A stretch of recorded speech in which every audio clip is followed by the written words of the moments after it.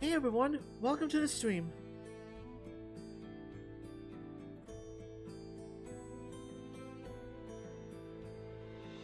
Happy Friday everyone. Today I am back, second day in a row. Haven't done that in a while. And we are gonna play more Astatos.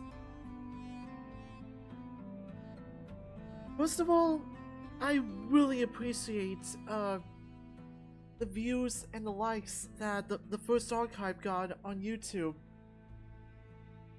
It got like 5 likes pretty quickly, and it made me pretty happy. So I definitely felt encouraged to stream more of this game.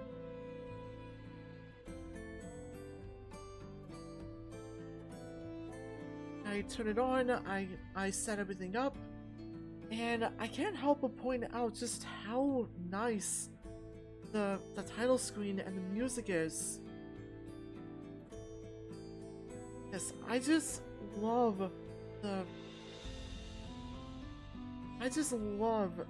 way it looks and the atmosphere it gives off. I've always wondered, what is this particular instrument they use in the song that I love so much? And I don't know how to describe it because I'm not good with music, but it sounds like some kind of percussion, like not a saxophone, but I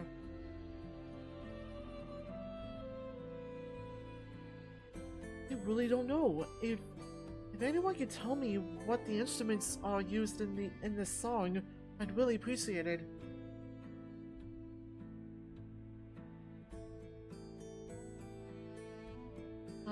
That aside, I actually almost changed my mind about streaming today, and that's because I started working on chapter 30 of Guardian Tales, and the ideas were coming to me. I wrote down some pretty good and detailed stuff, but then I started getting in that mood of rushing through it to get to the exciting bits, so I needed to relax before I did something I regret. So I took a break and ate some lunch, and it was getting like half an hour before 2 o'clock, so I figured might as well set up for streaming and play some Astatos before I work more on my book. And here we are. Let's get to the game.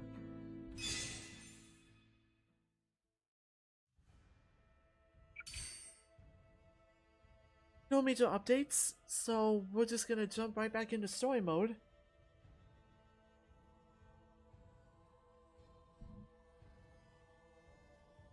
Before I do that, I just want to point out, if you're watching this live on stream, that I pinned the invite link to the Guardian Tales Discord if anyone would like to check that out.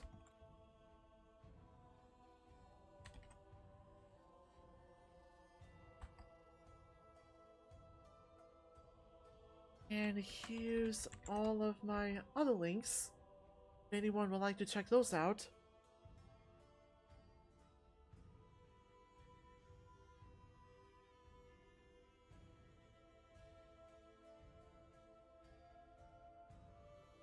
And a little bit.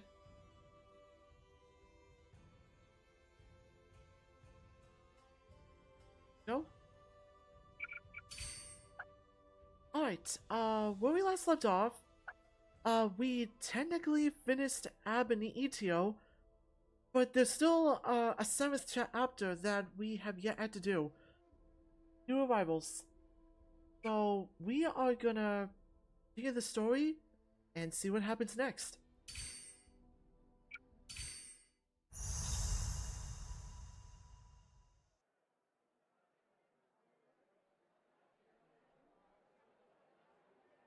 The group was exhausted, nearly out of food and at the end of their wits by the time they had made it to the gates of Irinipolis.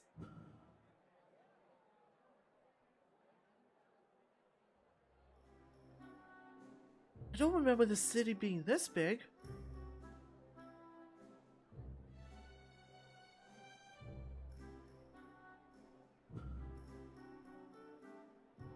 Well, it isn't compared to the capital. But you haven't been here in years. I cannot wait to take a proper bath. I don't need much, but I would be grateful for a hearty meal. I can keep myself clean and fed, but I'm starved for conversation. Hopefully I can busy myself with the company of an arcanist or two if I mill about the forum. Maybe they can help you dislodge the stick up your ass. That sounds more like your sort of pastime. I see you've read about me. No need to be shy about it, Thad. I promise you that I've done more than reading. You should probably stop speaking to me unless you're prepared to be embarrassed. You think you can make me blush? That's real cute, kitten. Circlus hums with concern while Herclaus looks back and forth between the bickering cats with a panicked look on his face. This poor guy, he's caught in the middle of multiple people just bickering with each other. But the guards aren't letting them through. They say they can't take in any more refugees into the city due to overcrowding. But when Zermus shows one of the men how his chalice works, the man becomes consumed with curiosity and longing. Why don't you try it then? I always let anybody pull from my cup for free the first time. The guard puts his paw into the chalice and pulls out a glittering piece of gold jewelry. Looks like they hit the jackpot. This looks like a diamond ring? Looks like it must have been your lucky day. That barely ever happens. Let them through! Let them through!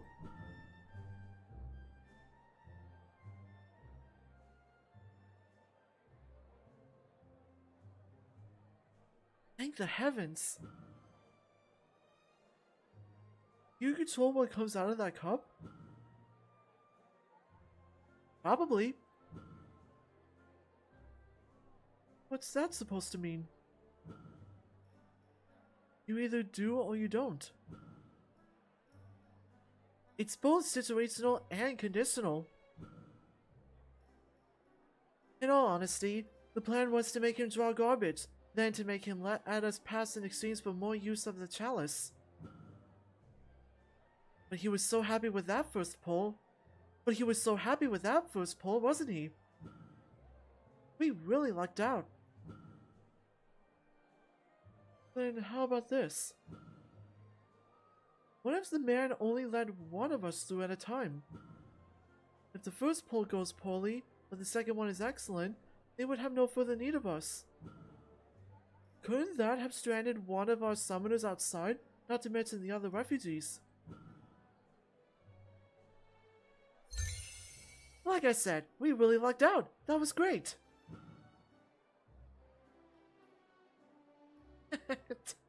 The silence. Hey, Isaac. Hey, it's cool. Never apologize for being late. You're always welcome, no matter where we are at the stream. The most important is that... never mind. Thank you for being here.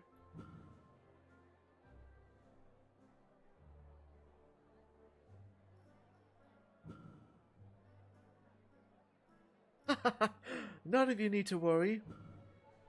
We made it through this harrowing journey only because we stayed true to ourselves. Perfectly put, my friend. That has nothing to do with anything we just talked about. Let's look forward, shall we?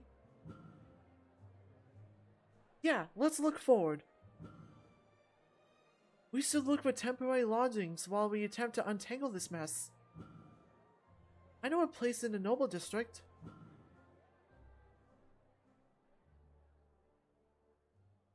The group parts ways with the caravan of refugees, who are disappointed to see them go.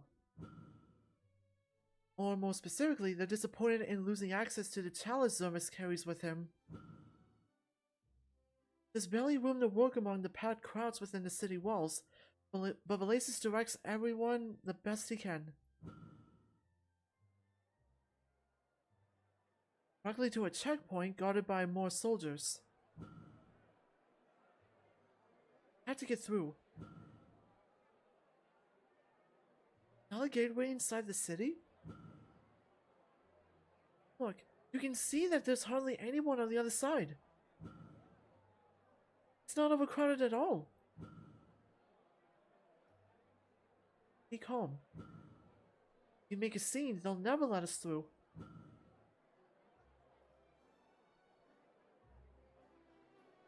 Excuse me, sir. Might we pass through?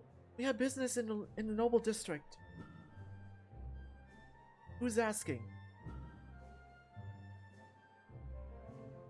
Laces makes a grand gesture at the others. Myself and my traveling companion, and our 4 servants.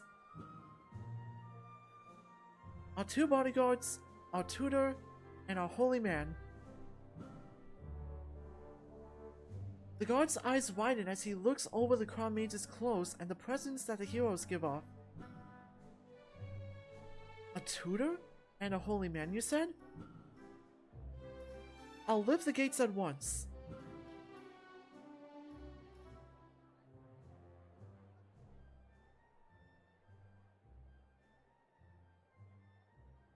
It's as I thought, they're only letting the wealthy pass. What about the rest of these people? If we want to help any of them later, we'll have to help ourselves first. We need food and rest.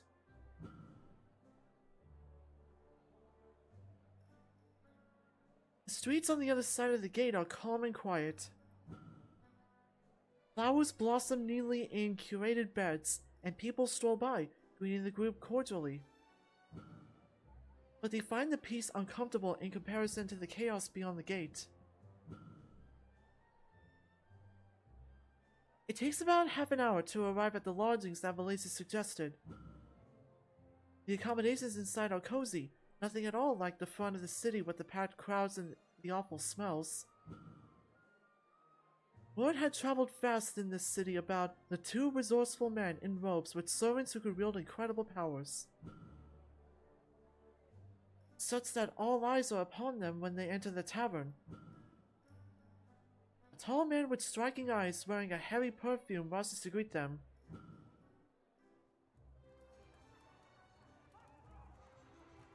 Love the look of this tavern. Good afternoon, men. A party of 6, I presume. Shall I get you a table, or would you like to purchase rooms? A room could be helpful so we could put away all of our belongings. Very well. How many rooms and beds will you need?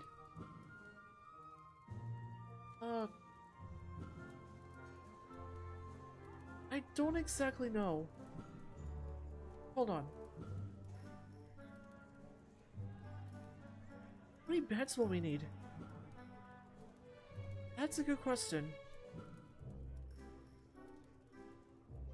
Do the 7 heroes eventually disappear? They've been sleeping like normal ever since they've been here. Should I ask them if they can just disappear? No! That would be incredibly rude. I think you're right.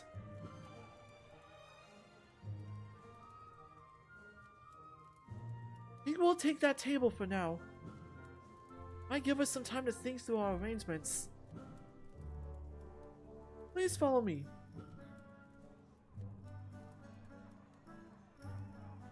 Very well. What shall I bring you then?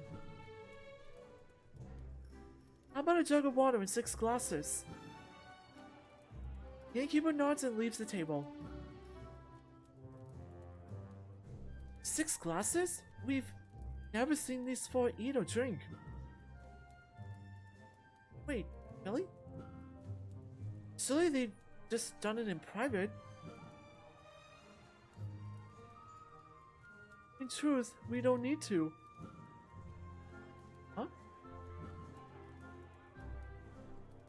But that doesn't mean that we can't. I missed it, in truth. Three of us agreed it would be wise not to consume any of your rations on the road when you were already low. We didn't want either of you to run low on energy. Maybe you say? Oh, loosen up! They didn't come close to running out due to my help. That's true, but it's also because the three of us abstained from meals. If I'm forced to be here, then I should at the very least get to feel like I'm alive. That's a reasonable enough request, surely. Disgraceful. Well, maybe trying out one of those biscuits wouldn't have hurt. Okay, if you want to eat, I think you should. There's no reason to go without. We would have figured something out. Okay then, back to more pressing business. If we're getting rooms, then how many should we purchase? Well, if there's 6 of us, we should naturally get 6 rooms. 6 rooms? Isn't that a waste of money? Venus and I are used to sharing rooms, so we plan to do so anyway. I'm used to sleeping anywhere. The floor will suffice. I'll happily share a bed with you, Herr Klaus. I don't mind the floor either, if we can save Monera. Neither of you need to sleep on the floor. If they're willing to cut costs. No. So that would be a minimum of 5 beds and 4 rooms. Right, I'll go check in with the innkeeper. Blazer speaks with the innkeeper and quirks his brow. He then returns to the table and informs everyone of the price. No way, are you kidding me? That's more Monera than I've seen in my life. I have the impression that we're very rich. Of course. Peddlers taking advantage of the wealthy and raising their prices. We went through this before in Winds of Change, so I'm not surprised. But we aren't rich! Well, you could be, if you leave it to me.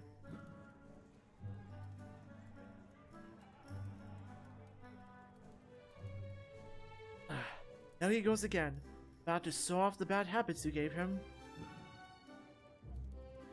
I don't know what you're talking about. His habits were bad before I did anything. I was wondering where those two had been.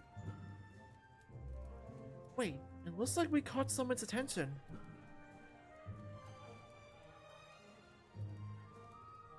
A well-dressed nobleman had just entered the tavern. His eyes are locked on the crown mages. A few other nobles lean into his ear, whispering. He nods curtly before approaching the group.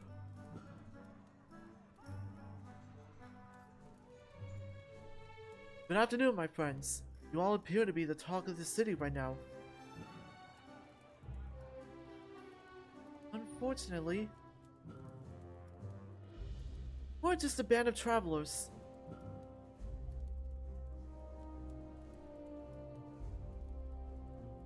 I like how the music transitioned so smoothly. That's another thing to call a couple of crown mages. Traveling with Herklaus, the guardian of the holy capital. Krokos, the great savant.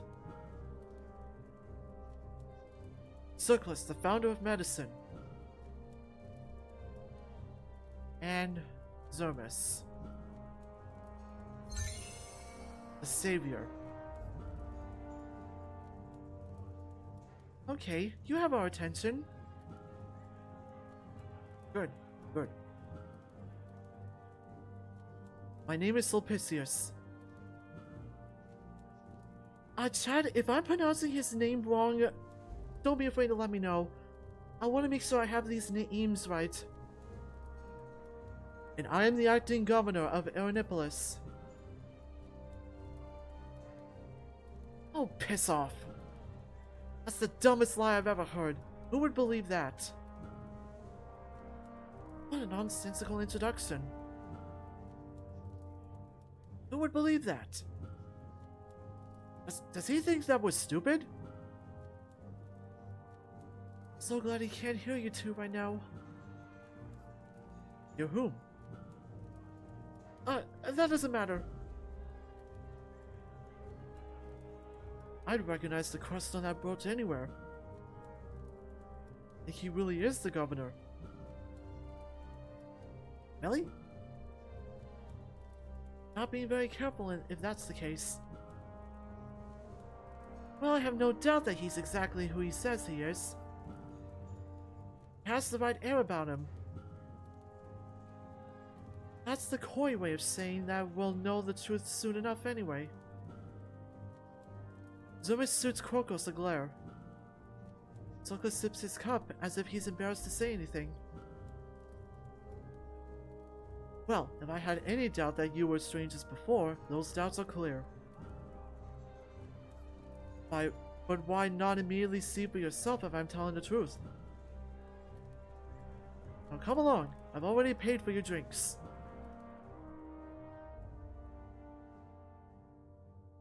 They get up, giving one another wary looks as they leave their finished glasses on the table and follow the nobleman out the front door.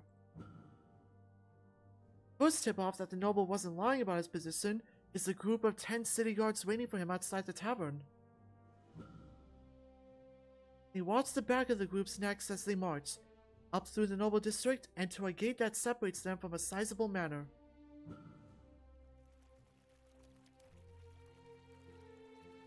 I love the look of this room. I overheard your conversation about the board being too expensive. Why not stay with me instead at the governor's mansion? I'd have room for all of you, of course. Free of charge. Sleeping? In a palace? That's really kind. The bear looks uncomfortable, as if he's afraid to touch anything. Too kind, one could say. Because nothing is actually free. True enough.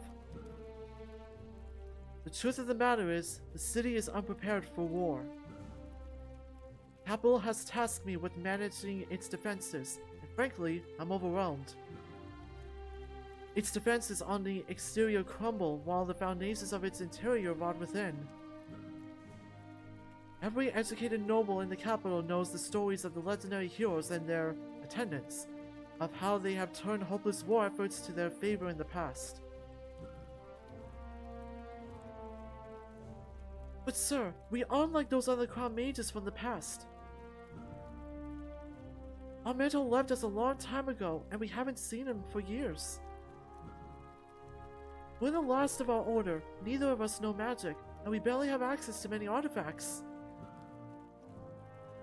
Who knows how many were lost, stolen, or destroyed when the rebel armies sacked the academy? If you're right here, right now, at this point, I'm willing to try anything to give us a fighting chance. All I ask is that you both try your best, and you can stay here for as long as you want. Or until the rebel army gets here, should we fail. Indeed, there you have it. Well, not like we have anywhere else to go at the moment. Let's give it our best shot. As long as we're helping each other, please, make yourselves at home.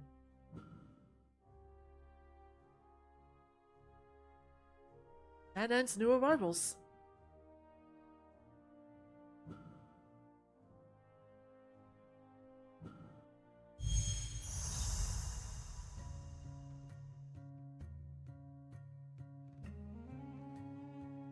Now we are introduced to the interlude.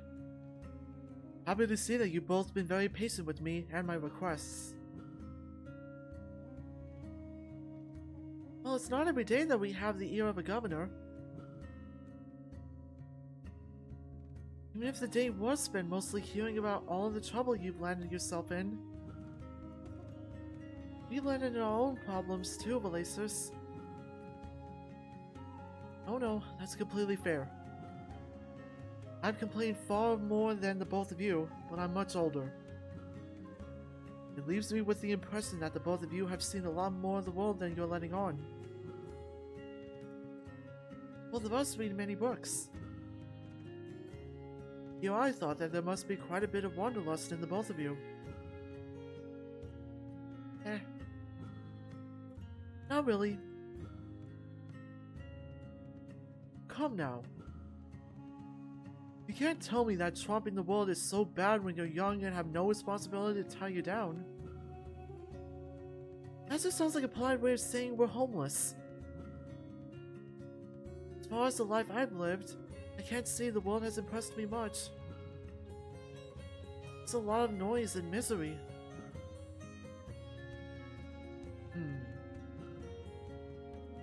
It doesn't sit well with me that a couple of men your age feel this dour about the world around you.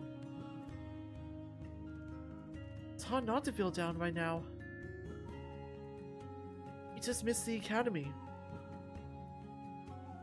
I see. Couple of thinkers at heart, huh? Well, maybe I can help the both of you feel a bit at home. Go along. I want to show you both something. If the both of you don't mind a small walk. The governor leads Venus and Valasus to a building tucked away and surrounded by trees in the noble district.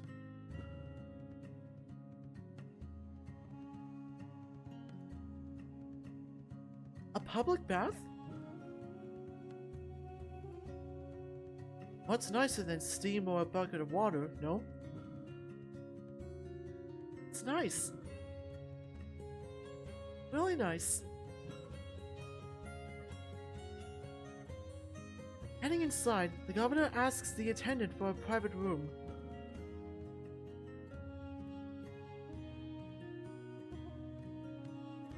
They follow the smell of citrus and clean linen into a room with a pool of clean water.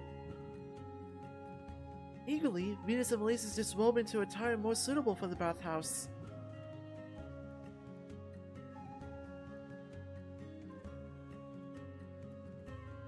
This is where I go when the world feels too big and I need to think. I hope that the both of you will consider coming here when the noise of reality becomes too much. You might just learn something new about yourselves if you share a little bit of what's good in the world. What's good in the world, huh? As far as I'm concerned, if this was the world, it wouldn't be too bad. I'm just glad you're comfortable. It does feel easier to open up and talk to somebody in a place like this.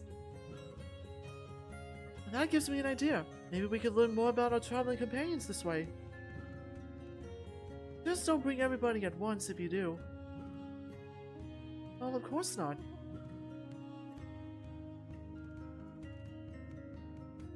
That's a solid proposal, but you should keep something else in mind. People's capacity to talk with one another has limits. You thought of your own capacity as currency, or tokens. If you will, then you may find yourself going bankrupt fairly fast. I've definitely felt that way before. I feel that way almost all the time. I'll help you work on that. Why don't you call for one of those companions of yours now and ask them something? Ask them something? Exactly. Perhaps ask how they feel to be summoned, or what it feels like to be ordered around. Well, he already knows that. Don't you, Vetus? Shut up. Behave, gentlemen. Alright, alright. I will be using the baths for my own business, but if you have need of me, do not hesitate to call.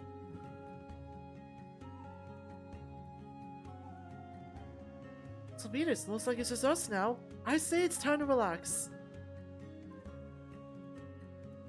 Oh, if there's anyone you want to join us, just let me know. Time to take a break. Well, with the interlude, we are able to relax and call forth one of our companions to have a chat with them. So we have 100 mementos, and we can spend 50 to talk to each hero. So we have 100 mementos right now. So I would like to talk with Herklaus and Zermis for the time being. So of course we'll start with my favorite hero and spend 50 mementos to talk to him.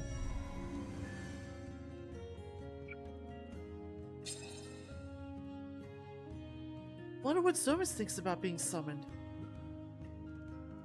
The great adventurer himself? I'm sure he has a story to tell. My, if it isn't my time to be called on again. Wait, where are we? A local bathhouse. And the two of you are only wearing towels? I suppose I shouldn't be surprised that it was me who gets called to join in on the lovemaking. Yep. That's not what this is. Well, why not? We just want to get to know you better, Zermis. Oh, I see. You're one of those clingy, cuddly types. Cuddling types. No, we just want to know more about you. In the least sexy way possible. Wait. If you insist. I might as well change for the occasion then.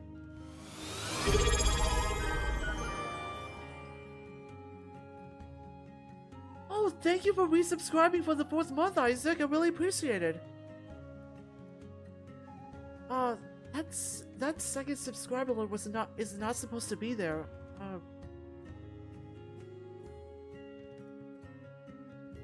Thought I had that turned off.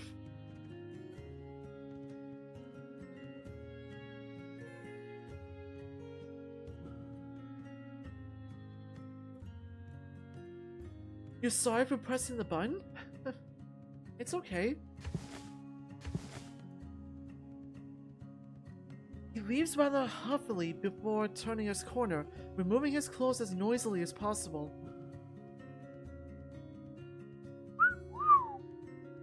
Then he reappears in a towel, and nothing but a towel.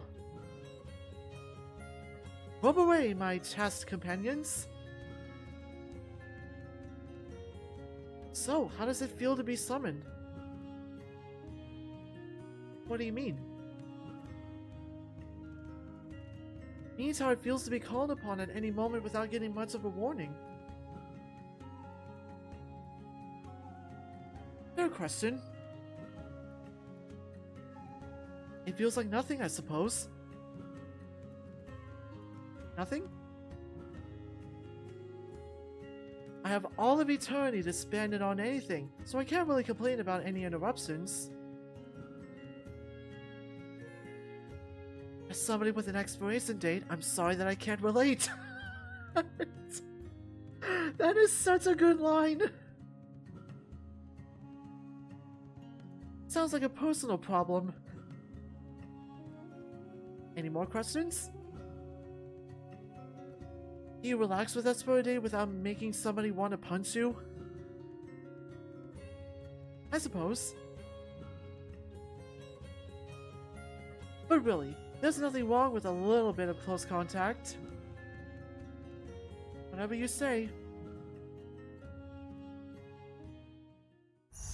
Of course I had to start with the most entertaining of the heroes.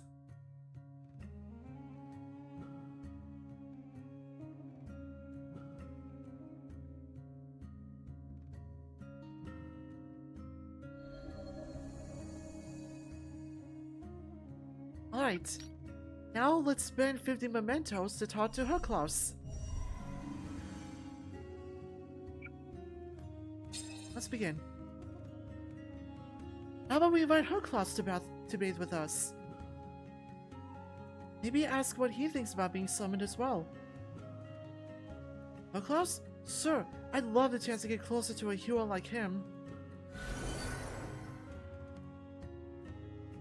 Crown Mages, I hear your call. Call to a very steamy room, it would seem. May I ask where we are? It's the local bathhouse. Mosaics? Heated pools? Machines that transport water? A spectacle out of bathing? It's about time! No spectacles here, Herklaus. As much as I want to see him put on a show. Just a chance to relax. Suppose that means I should undress. Very well.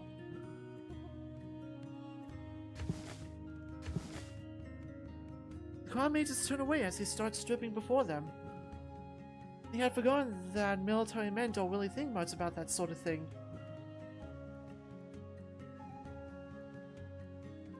Here he is in all of his buff glory. Much more comfortable. And now we want to ask some questions if you don't mind. Mind? We just want to know how you feel about, well, being summoned by us Crown Mages. Feel? Well, you know, getting called upon? Being asked for your help, being transported to a new location at any moment? Well, I am called by Crown Mages to defeat their enemies. I read that wrong. When I am called by Crown Mages to defeat their enemies, I feel strong. Okay. But that's not what we asked. It feels good to feel strong. You tell me what you need me to do, and I'll do my best. There's not much more to it than that. What happens when you disagree with the Crown Mage? Oh, that happened all the time. But it doesn't change my situation much, does it? Crown Mages asks something of me, and I perform. That's how it is, and how it's always been. What if the Crown Mage wants to do evil? Thought we were trying to relax, Felicis. No, hold on. This is good stuff. Well, that hasn't really happened before. I suppose if they were, they would need to start getting very specific with all of their commands. Because it may not end well for them, if I happen to misunderstand their words. See, I knew you weren't dumb. I can pretend to be if you need me to. Are you saying you are giving us permission for you to act as like a himbo? You two are starting to worry me.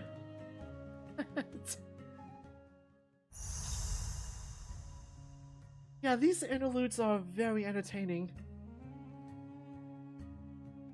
After we spend all of our mementos, we have to move on with the story, though. Gentlemen, I'm taking my leave from the bathhouse. You shouldn't make your way back before it becomes late. We will. Thank you for your generosity.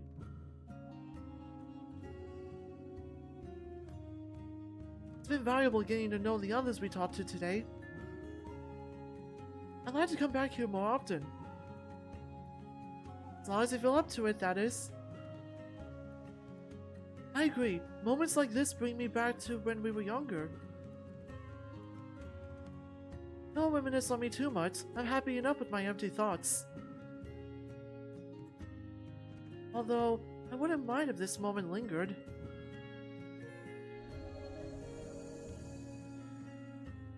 Actually, we can't do any more, so let's leave the interlude menu. And, funny enough, this opens 2 more chapters instead of just one of them. So we now are able to start the next chapter, Hope Dies Last. I do want to take care of that double alert though, just in case it happens again on the stream. So give me just a minute.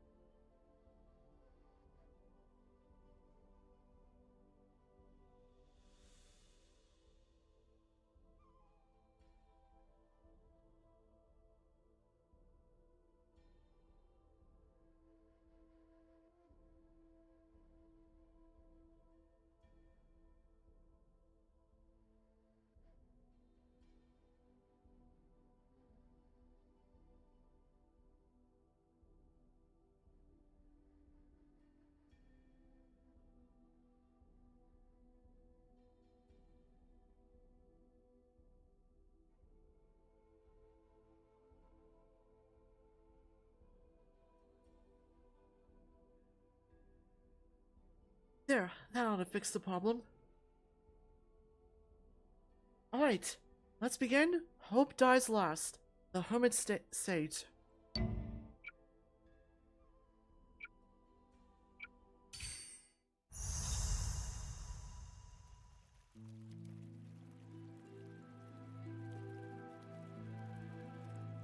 Now, gentlemen, I have a rumor I wish to confirm. Is it true that Lord Crocus used magic to help the refugees before your arrival? That's correct. When I first arrived in this city, I found that magic was rarely practiced and even rarer taught. Obviously, such skills can be a great asset to defend the city. I do not mean to be impertinent, but I can tell who cannot command the crowd relatively quickly. There's just so few that have the knack. So very few. Very few, but not none. I have a different problem that I wish for you to solve. There are rumors of a hermit within the slums teaching children magic. But as the officials of the city are known to show a distaste towards magic of any kind, they averted each and every search I made to find them. Huh, a practicing school? So, Crown Mages, could you please visit this hermit? I suspect they will not hide away if a man like Crocus is there. If the people of this time want me to do them a favor or two, who am I to deny them my great... I shouldn't be so selfish. I will let the summoners make the call. I think we should check it out. Yeah, I think it sounds interesting. Thank you both.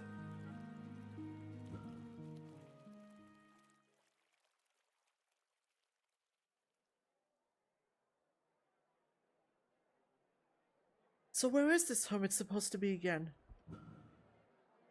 Can't exactly go door knocking, can we? Well, the process of elimination is a sure bet to find them, eventually.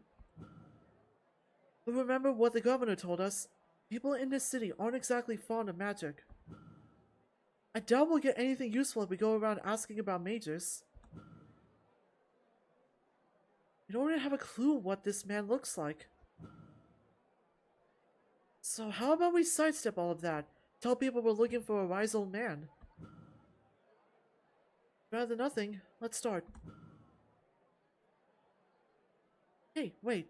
We all go up to the door, it'll scare them off. Let me handle this.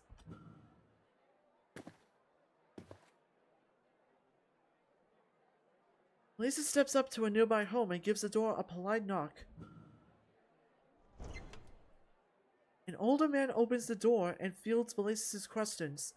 Suddenly, his expression sours and he shuts the door without another word.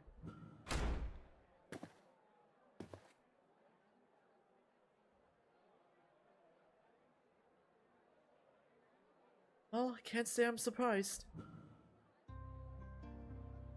Everything went smoothly until I asked if he knew any wise men in the area his age. Feels like I'm nothing but a pest. Well, it's my fault for letting you go alone. No, I offered to do it. Nothing you could have said would change that outcome. Maybe we're just thinking a little too hard about this? Even if he gave you an answer, there's no way he could know if it was the truth. And since that man shunned the topic entirely, I doubt that the other residents will tell us anything useful. But we can't go back without any leads. Aren't you forgetting something? Is Krokos not a man of many talents? Oh, right.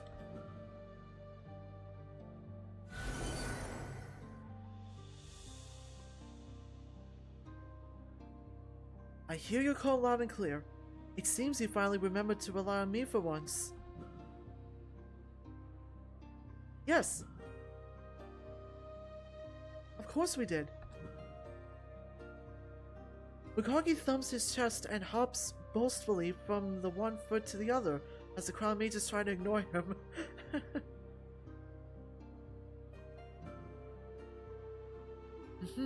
I could smell magic in the air. Huh? You can smell magic? Like the air after a thunderstorm, but thicker. So, great Savant Krokos. We're looking for the abode of the magic teaching hermit. You cannot find it? That is to be expected.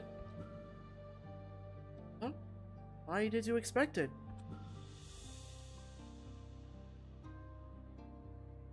To truly perceive, you must witness and also know what you are witnessing. Come, follow me into this alley.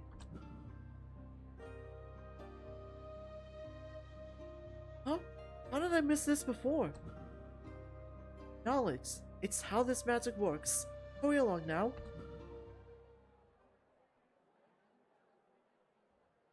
As they sling further into the shadowy alleyway, the group leaves the sights and scents of the slums behind. False stone walls fade away and appear behind them, as if they had never been there to begin with.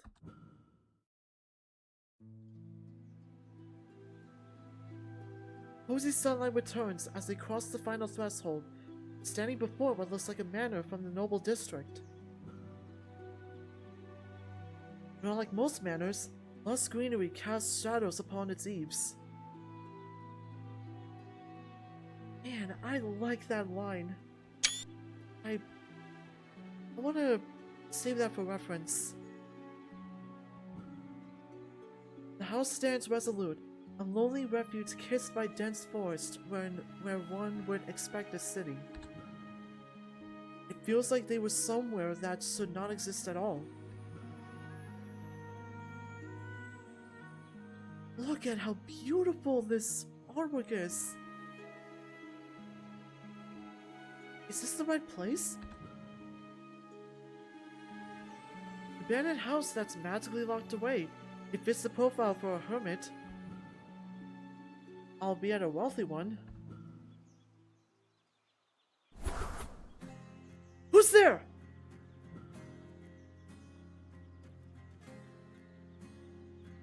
Get back! Nearby bushes shake as a miasma of dark energy fires out.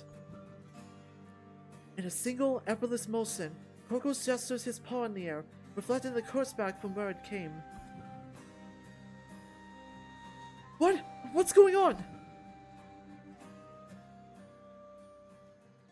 Krokos plunges into the greenery, letting out a yowl before yanking out a growling child who struggled relentlessly in his paws.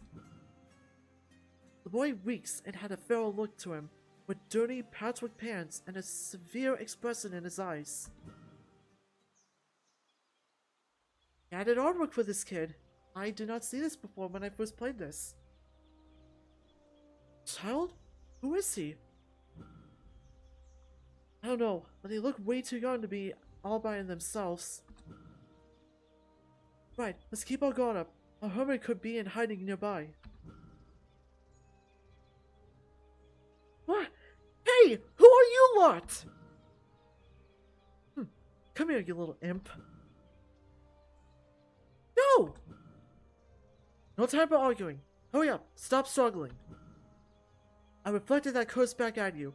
Do you not know the triple rebound principle?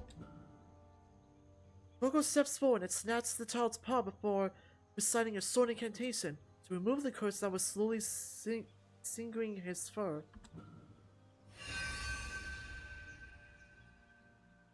What are you doing? Huh?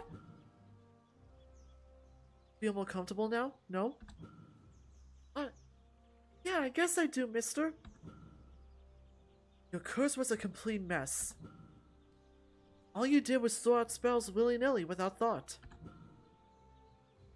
You may feel weak, nauseated, depressed, and dizzy from such a sudden flurry of ill-mixed spells. I lifted that botched curse of yours, but you will still feel it for some time. You better stay still and get a good rest. Wow, you can do magic too, mister? Among other things. Mister, you're amazing! That's a new cute expression. Didn't I just say not to exert yourself? Now let me go! The child tightly grasps Crocus' paw. His face is tired, but his gleaming eyes are fixated on Crocus. Hey, little fella, can you please let him go? Nuh-uh! What's the problem? Maybe he doesn't like you. I don't mind if you don't like me, kid. I just need you to take me to see your mentor. I don't care about you, you strange geezer! Geezer?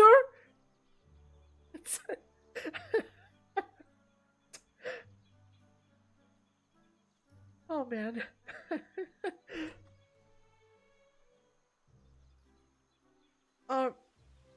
Hold on, chat. Oh, whoops.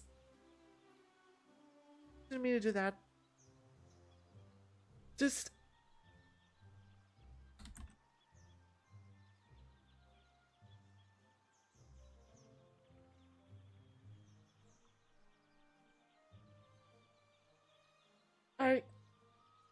I gotta bring up this image.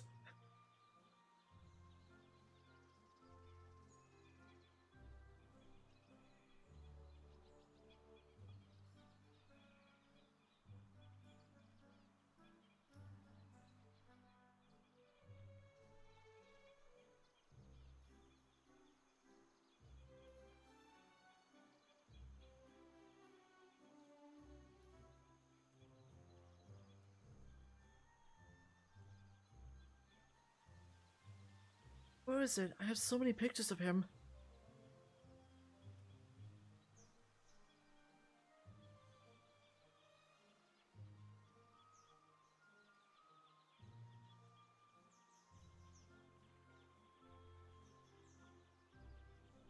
Oh, here it is. Geezer?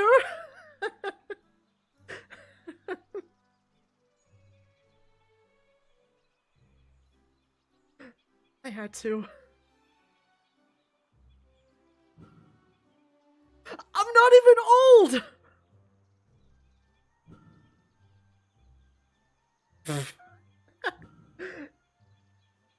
Not you too! Levitas, you do look a lot more distinguished and mature. I'm the same age as you! And that guy's been dead for hundreds of years! They say looks can be deceiving.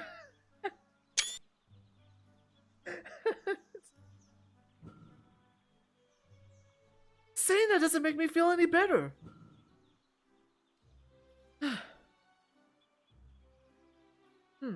Child, do you have a mentor? Nope. What's a mentor? Huh, no mentor? So who takes care of you?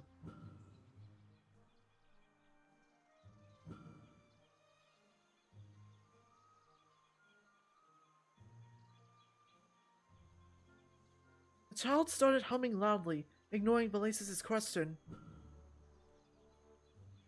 Are you listening to me? Hey matey, can you do me a favor and help me out? Who are you weirdos? You come out of nowhere and the lion asks a bunch of rude questions!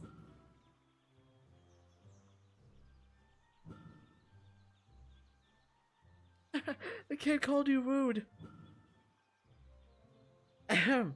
We were sent by the governor. My name is Vetus. This is Velasis. And next to is Krokos. We want to meet your teacher. You know, an adult, tall, a bushy beard, and maybe gray fur too. There's nobody like that! You can use whatever name you want. I don't live with any adult. Dummy!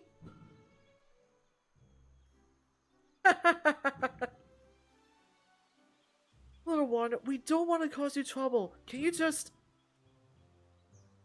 Wait, let me handle it.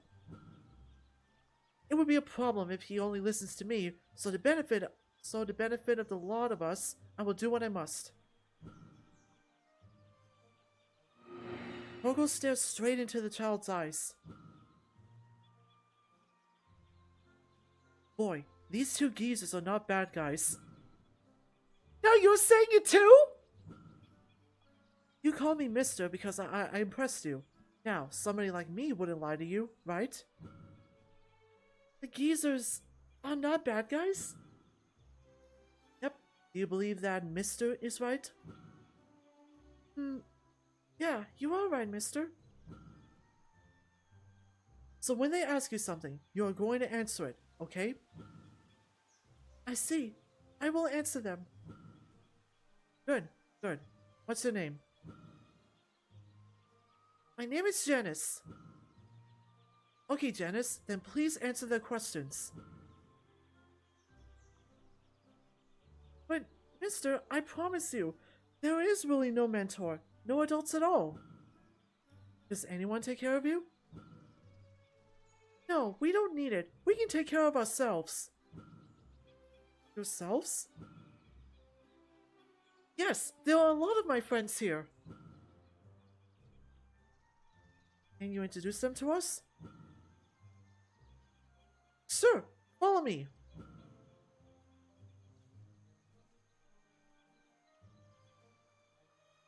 So, what did you do to him? I merely planted a suggestion in his mind to help him accept you. I didn't force him to do anything, don't worry. Can you suggest that he stop calling us geezers? That would be against my morals, so... Oh, just control him already! It won't hurt! What does it matter? I never want to hear you go off about the free will of mortals ever again after that comment. Oh, shut it! This is about magic! Anyone with a strong enough will can resist it! I was not done. You can't just do whatever you want just because you don't believe it will hurt them. Why must you go through this? Why must we go through this? Could Crocus not just peek into his mind? That would be far better than dealing with horrid children. Do you even know how to spell the word respect? Certainly, it's spelled ditch the rules if there's no harm done. That is far more than one word. Stop it, you two. Now that I know you can, how about you stop him from calling me geezer? I didn't expect you to care about this so much. You see, this is why I can't deal with children. And I honestly relate to Vetus. There are times where I like playing with kids, but most of the time, they overwhelm me so easily. We must adopt this boy. Feel free to do that, Isaac. The child leads the group into the dilapidated manor. Inside is a messy space with all manner of debris randomly piled onto the ground. The crown mages couldn't help but wonder if the bread on the table was moldy. It's clear that there were several people living in the manor, all of which also clearly advised to keeping the place tidy.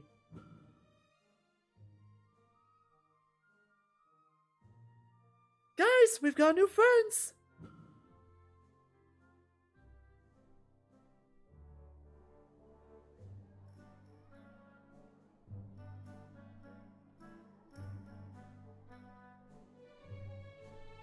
The empty hall suddenly sprung to life when a dozen or so kids appeared out of nowhere.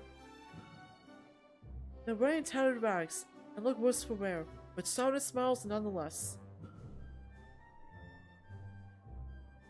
I like that as a courtesy they took off their robes.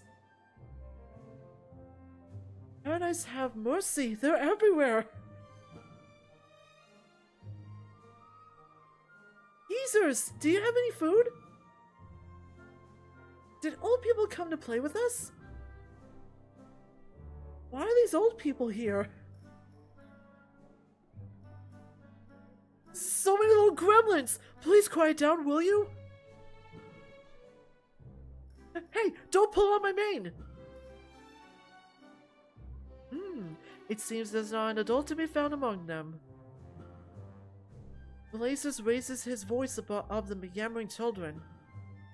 I don't think these kids have any supervision. If they did, they would have made themselves present by now. Maybe they're out at the moment? Considering what the kid Janice told us, I find it more likely that they live alone. Then what about the rumor? The old hermit teaching magic to children. We even had to take a magic passage to get here. Well, if I have the right of it.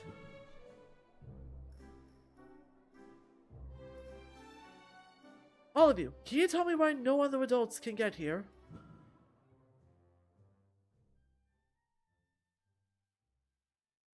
The group of children look at each other, and then gesture their paws towards Janice. Hey, I did that! Isn't it awesome?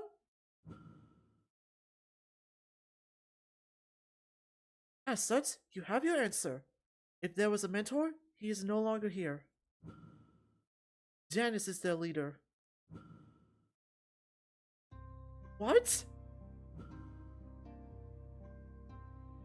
Torgos lowers his voice. I still have to wonder. I can tell that all these children have the knack to become mages. Why do none of them have parents? What was really going on here?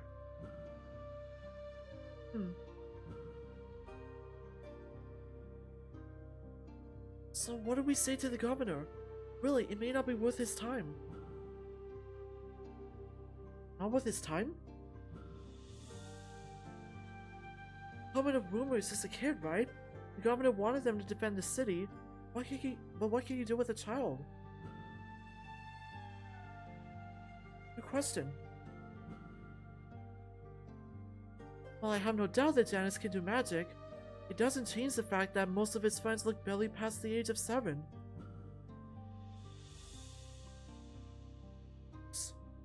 Right, and without an adult, the governor can't achieve his goals. You really think so? That kid has the potential to be a talented mage one day. On that point alone, I can assure you. Putting his age aside, even if he is capable, he doesn't listen to adults. I doubt he listened to a word the governor has to say. Fair enough, but we can't leave these children alone, right? Certainly not. Of course we should inform the government. It would be against my principles to let the young live without the guidance of caring parents.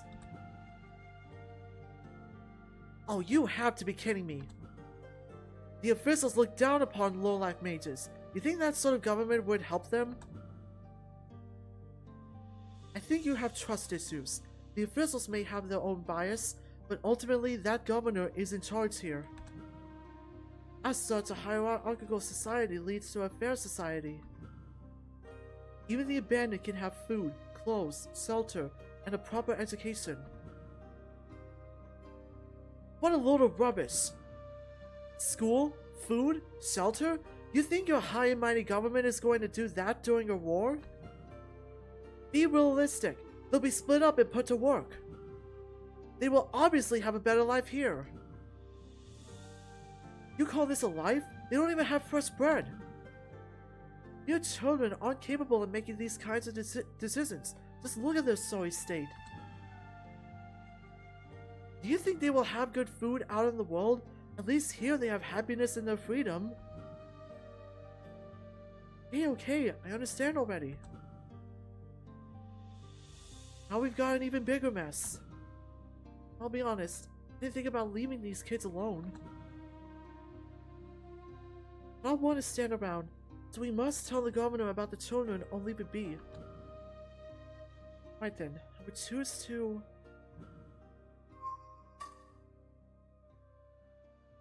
Alright, we can choose either to talk with the government about the kids, or keep it to ourselves. Now, here's what I want to do. I agree that the government will likely take advantage of these kids and put them to work. And that, through my perspective, would be a pretty sad life. Even though they're alone and homeless, they still have each other and freedom to keep them together. So I'm gonna side with Makari and stay away from the officials. And I argue that we should ask the governor to look after these children. Argue? But who do you need to convince? Children. Who else? But they're just kids. They don't know what their decisions mean. Hey Venus, I know that kid was rude to you, but even then you sure didn't ignore him. I didn't ignore him. I just don't like looking at him. Alright, fine. I'm being affected by my emotions. But I'll do my best to help them understand their options. The lives of these children should be decided by themselves. Come on then.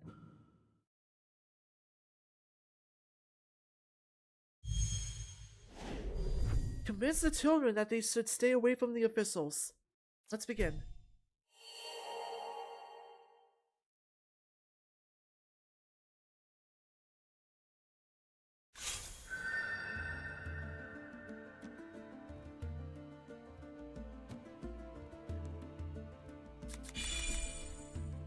We really don't know that much about Irinipolis, do we? Who's to say that turning these children into the government will help them? Well, we know the governor. He seems like a decent man. Surely he'd find a way to help these kids and use their strengths for good. Perhaps they may help, but only in the way they see fit.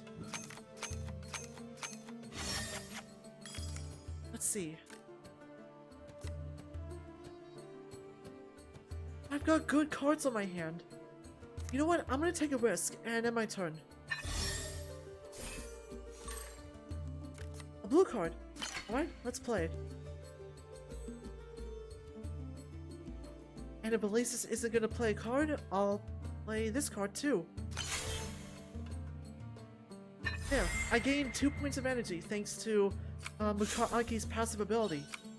Oh, they added Janice to the deck of heroes now. Draw the first 2 spell cards from the deck. Draw the first 2 spell cards from the deck? Oh man, the Janice is an attacking card too.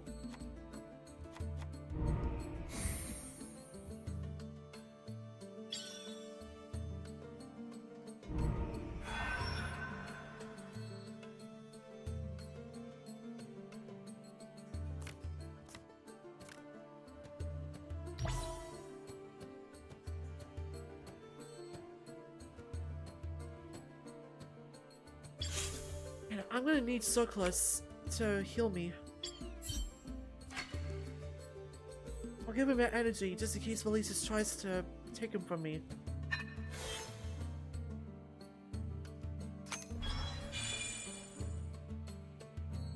I don't really know how much sway the governor has over the city. He's only acting governor after all. Maybe you are overestimating how much influence he has, even if he does decide to help. And what's your alternative? Forget that we found them all together? I like that idea. Don't old people forget things all the time anyway? I'm not old! Old! Hey now, calling me names isn't going to do you any good. Yeah, maybe we'll send you to the governor out of spite.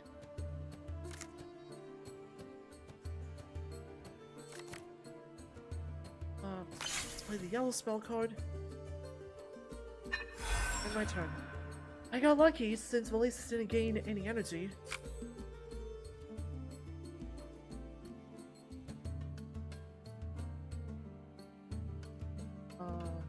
You know what? I got an idea. Let's exchange my 3 cards for 1 energy and activate Mukage's ability.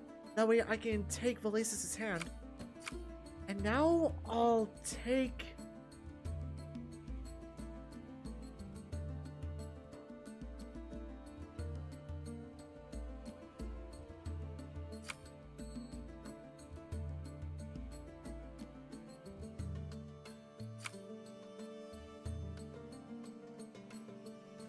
I'll take Janice. The more spell cards Valesis has, the more cards he's gonna have to draw. I'm gonna add an energy point. Valesis is not gonna have any energy to take any of my heroes, so I'll play Janice's effect.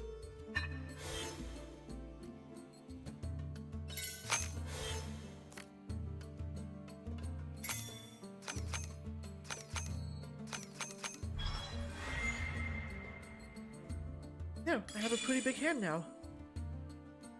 Do you agree that these kids need someone to watch over them? Certainly. But the people of Irinipolis do not kindly watch over mages of any kind. Therefore, those in power here do not understand the needs of these children. And who does? Besides Kroko's status. Excellent point. I am more curious why they don't have parents. They have to come from somewhere. I think I'm pretty sure they were born from parents, and if we take into account that they're in the middle of a war, they have likely lost their parents from the fighting.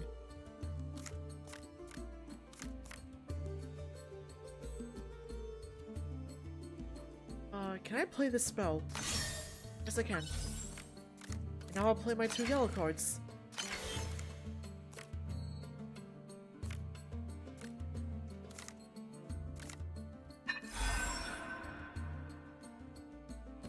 Now that it's my turn, I'm going to summon Krokos and activate his effect to force Valesis to discard a card. And I'm also going to take her class from him.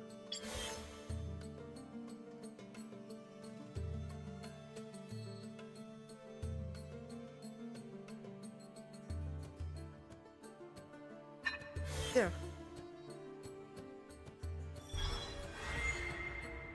Now let's see what he does.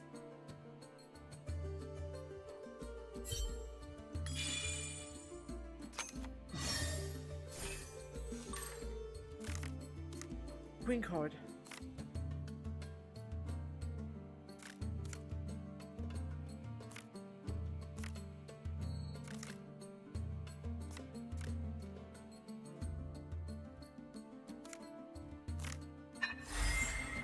I'm gonna end my turn since I can't do much.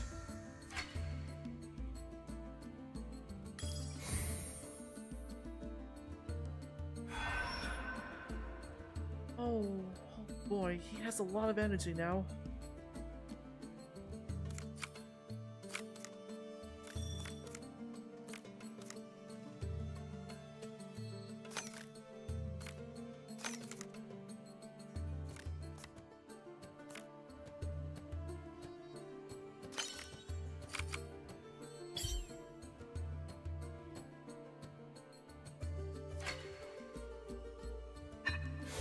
I'm gonna attack and reduce Melissa's energy.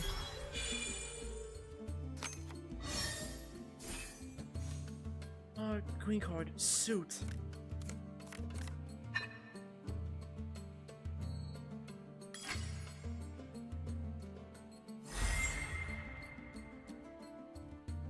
Melissa's has a lot of energy, so he's gonna possibly make a comeback.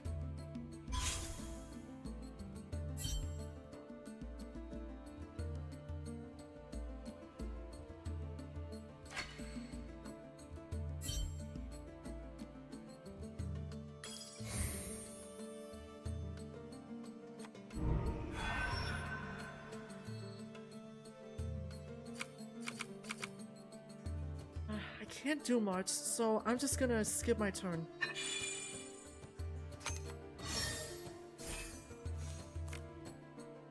Good, a blue card.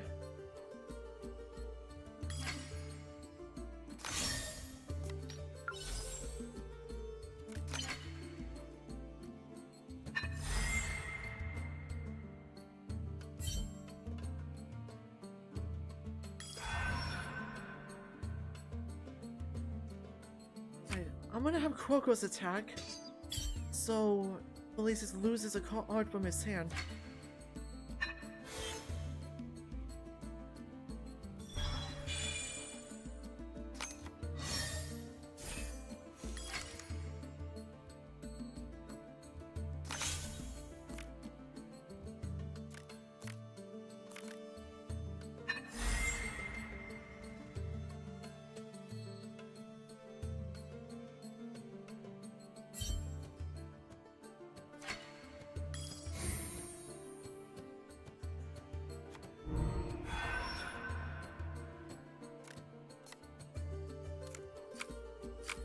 Makaki's still on the cooldown, so I'm gonna skip my turn again.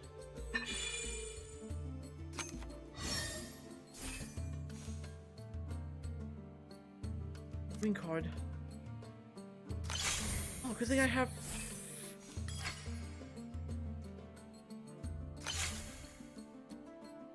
Okay, crisis averted.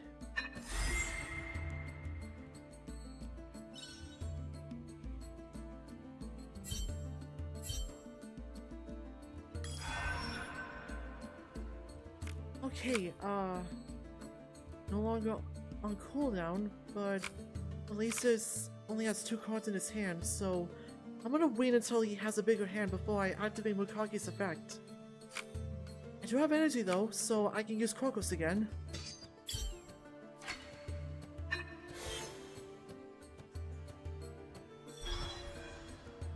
I'm almost done. Crocus is the one who should teach them.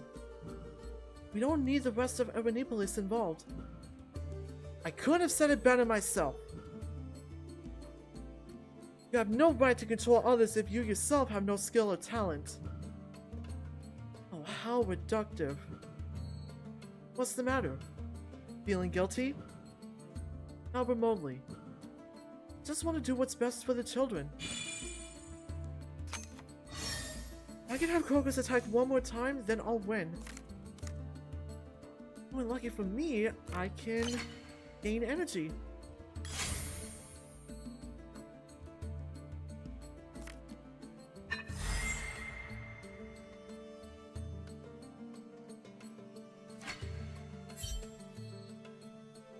Oh, the healing again.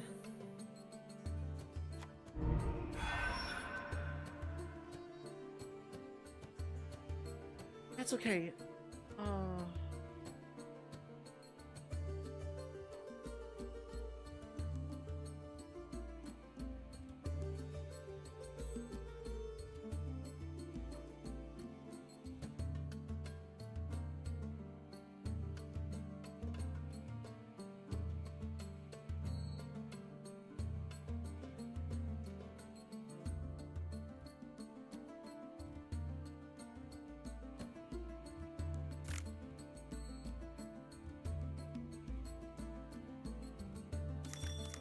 I'm going to exchange my hand. I'm going to take my class back.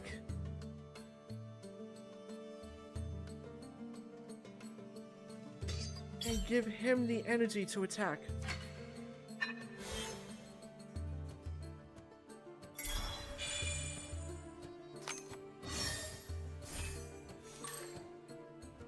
Can't do anything about that.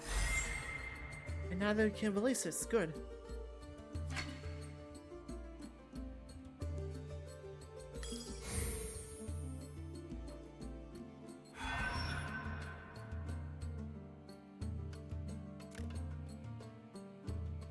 Don't have energy, so I have to end my turn.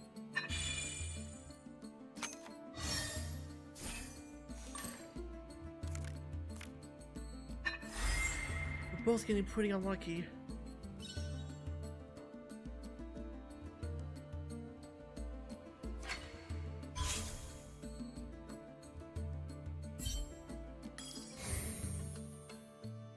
Let's focus, concentrating on defense.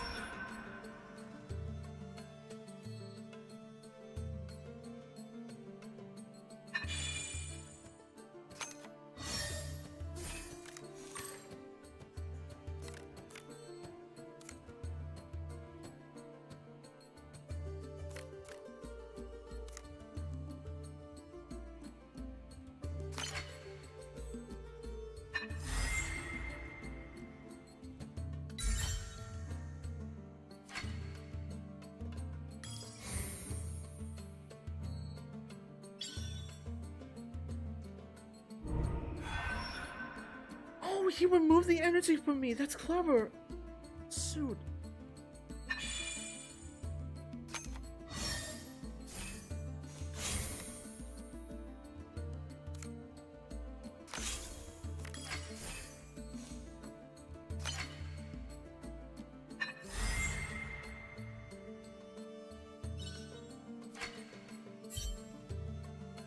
Okay, I'm in a... Oh no, I'm in a bit of a predicament now.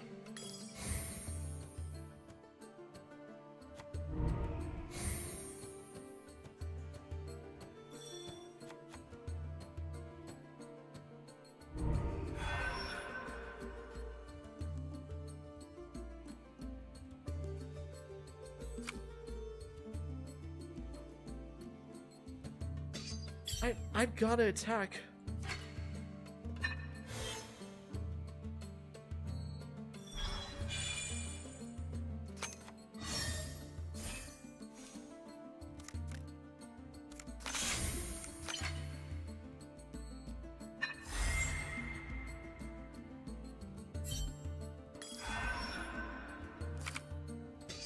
Good! Janice can do the finishing blow.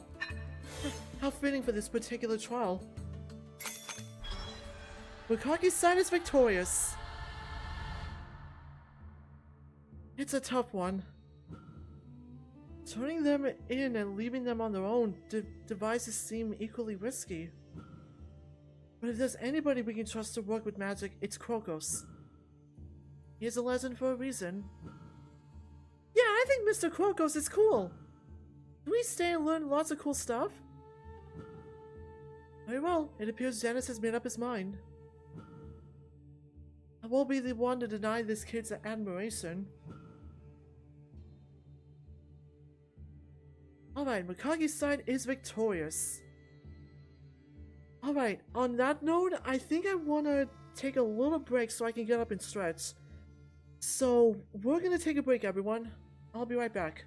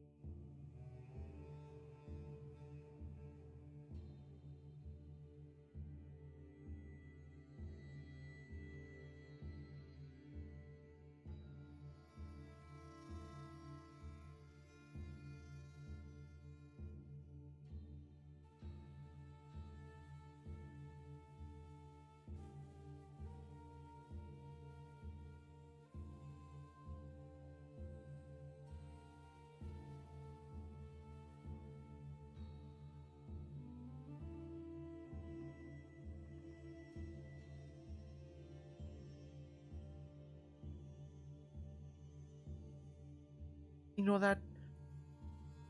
Okay, I'm back.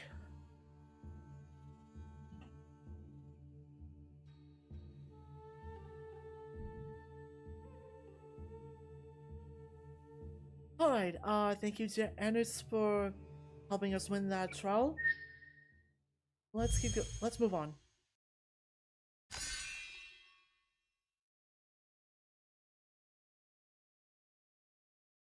It's decided. We'll keep the children secret and let them stay here.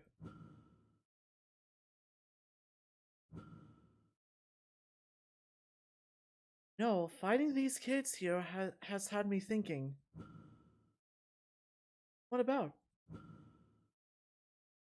You both call one another crown mages, and neither of you were born with the capabilities to access true magic.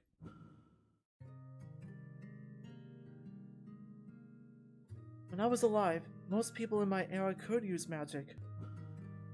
Many choose not to, and others were poor at it. But anybody could, if they wanted to. It's very clear to me that this is no longer the case. Last time I was summoned, I did note fewer mages among the ranks of the crown mages. But now, in this era, I have none. I don't know why magicians are in decline, but if that's the case, I will become less and less useful to anybody. A society has power and ingenuity in numbers, far greater than that of a single mage alone, even a very accomplished one.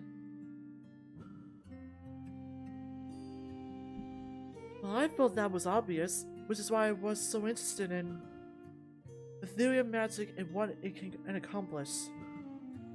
But not so much the personal experience of using magic, because how could you? You aren't a magician. There's an enormous difference between discussing the craft and performing the craft. It's a hard feeling to describe. Well, what about Circlus? He can cast magic too.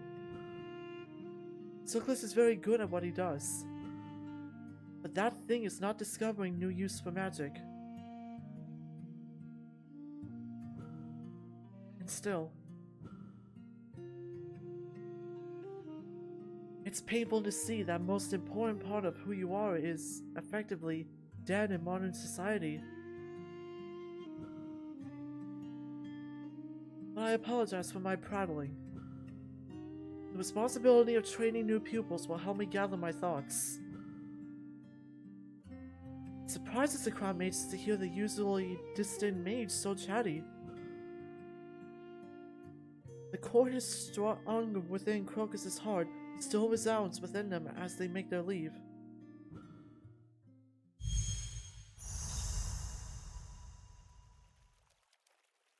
Maid's corpse. Sorry, but I have to come clean. About what? I went and told Sulpicius about the children anyway. What?! Before you start, I made sure to emphasize that they want to be left alone.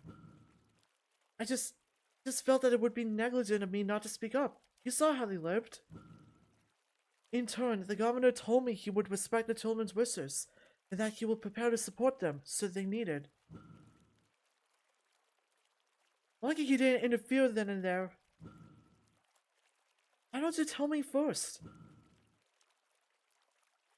Tell me, do you really think leaving them alone is a good idea? We're fortunate that Sulpicius gives a damn about them. He's a nice man. Lucky he really is such a nice man. I know you. You're never this confident in somebody's goodwill. You gambled. No, I considered our prior interactions with him as evidence of his character. I made a judgment and then told him. If I thought he was the kind of man who didn't consider the desires of others, I would not have told him. May have turned out for the better. Now we have another avenue for support, so we need it. But if I have to be honest, I'm still a little angry. Didn't expect you to go against the decision we made together. Yeah, I'd be mad too. I never expected you to win every debate we have. I still know you're just trying to do what you feel is right. How about we call it even and go find the kids? Thank you.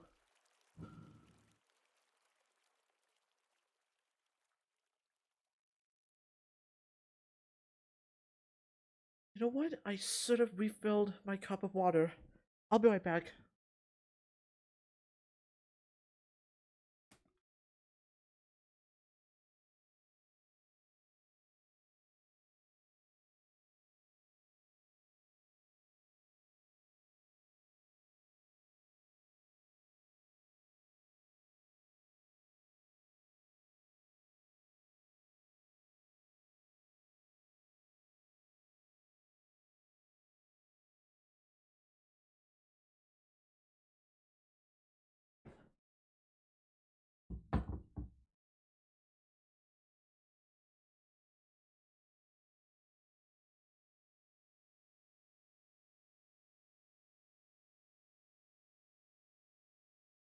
The governor had provided the crown mages with some Monero for the children.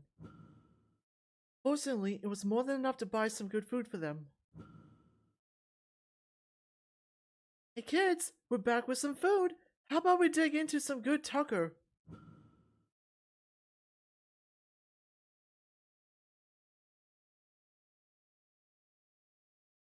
Huh? Where'd they go? No, that's not it.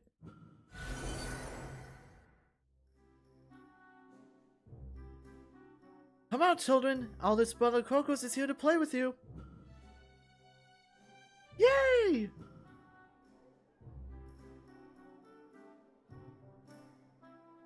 As soon as Crocus speaks up, the kids come running to say hello.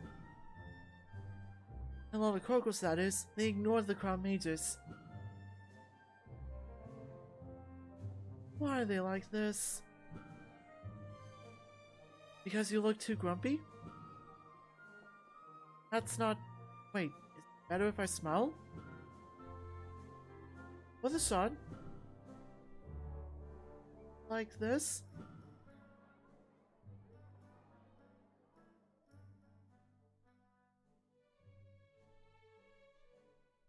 Oh, Venus, you did your best!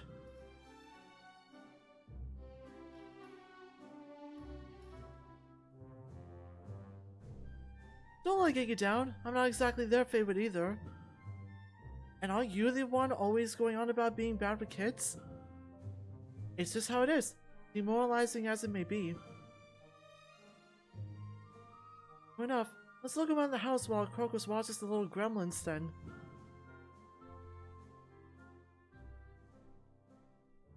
Although the house is a mess, the interior is well built. Tidy up a bit and you can make yourself a home. One woman is particularly noteworthy, a study adorned with bookshelves and stray codices.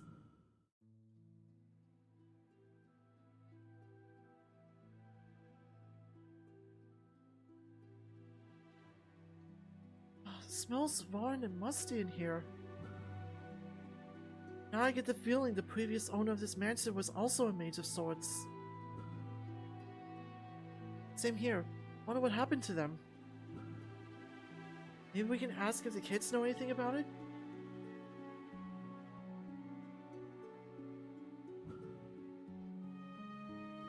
Anyway, this mansion seems livable, despite the dust. Perfect even. Perfect for what? To have Crocus teach these kids to handle magic properly. Ah, like a school? As we've learned, magic can be dangerous if you don't know how to handle it. Those kids seem to like Crocus. I don't think it's unreasonable to think he could mentor them. Fair enough, but what are you trying to do by teaching them magic? Well, Janice needs the help, but I haven't thought that far yet. Best case, they can help the city when they're older. Not, we still can't leave them like this. And have you told Crocus? No, not yet.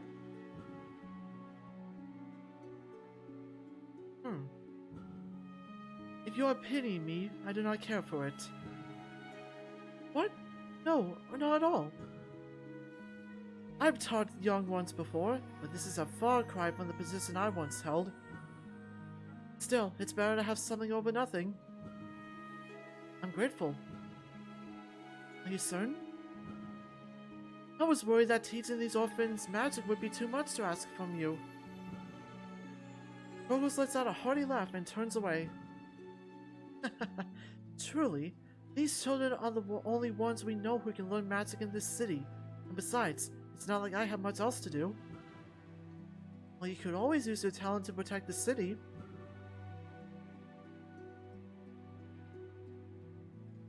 I can, but in the end, I am only one person. Not much of a deterrent to an entire army. Particularly if the enemy uses magic against a city that has become ignorant of it. I considered the possibility of training a maids corps, but with no other source of, but with no other source of neophytes, we will have to make do with these children. Although, if we are to teach these orphans, we have a pressing question to ask. What do you mean? Rogos lowers his voice to a whisper. Must question the ethics behind thrusting a squadron of children into conflict. Would be naive to think they would not end up in the war effort at some point. At the end of the day, however, they are in fact children. That may be the case, but do you think we can always ensure their safety? This city stands, or it falls. We do, or we don't. Result doesn't matter. To believe that no harm will ever come to them is severely optimistic. The world will not treat them as children, so we should consider that they must use their powers like adults. After all, who is to say they won't take matters into their own hands? Discussing hypotheticals will not release us from responsibility for the choices we make. Well, no matter what we decide, I think we should at least talk to Governor Sulpicius about it first. Let's put this matter aside for now. Now, summoners, as I am to teach them magic, how would you like me to do it? Simply put, I can teach them the traditional way, or I can put them through a trial by fire of sorts. Do you mind elaborating? The orthodox way is to teach the basic theories of magic, principles, rules, and how to work in a group. Although their growth may be slow, we can enforce their foundations, and in the process prepare them for cooperative spellcasting. As for the trial by fire, I can assess each child's magical affinity and train them in the fields that best suit them. Some of these children are naturally gifted, and it would be beneficial to teach them to follow their strengths. However, any cooperative spellcasting would prove more difficult and dangerous. It all comes down to training powerful duelists versus flexible units, the former having more individual power, the latter having more collective power.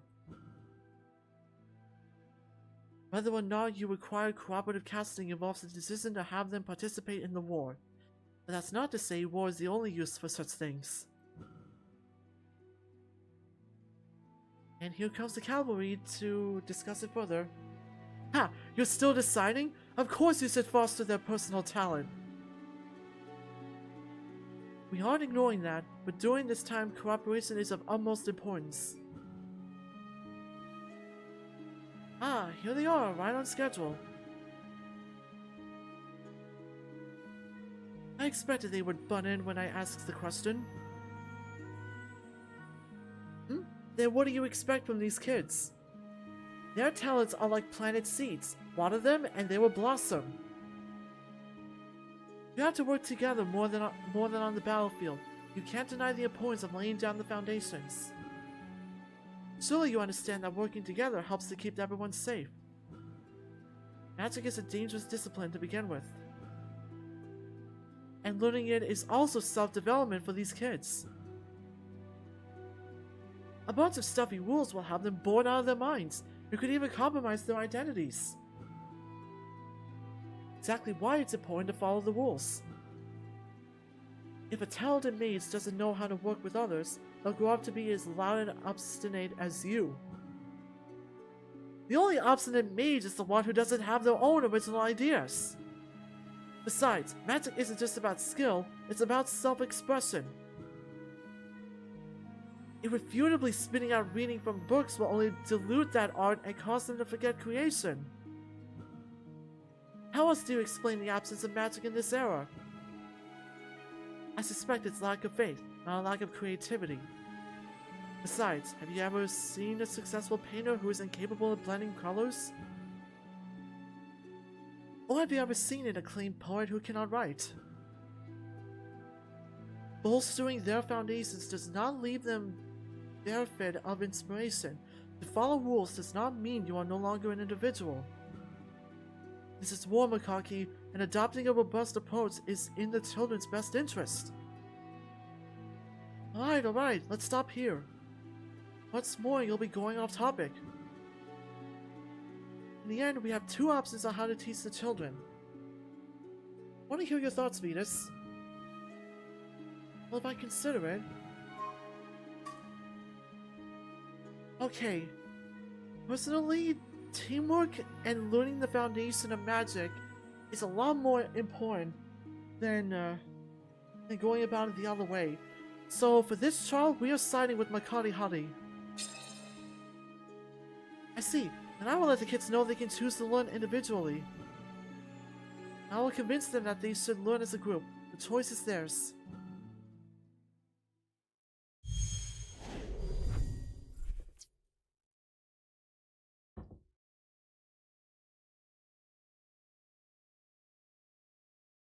Alright, convince the kids to let Krogos teach them magic together, starting with the basics. Let's begin.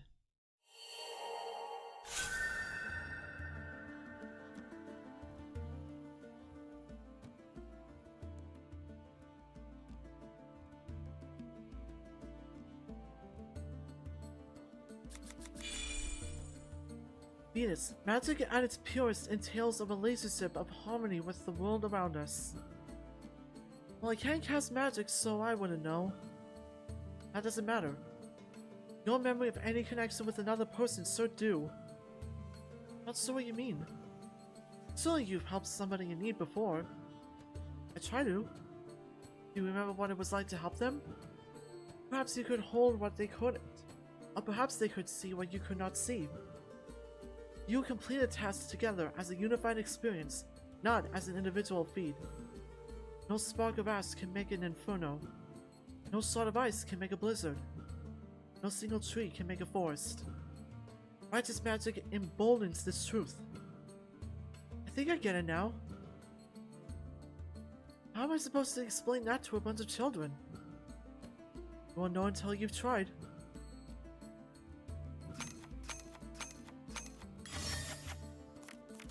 Starting out with a lot of yellow cards.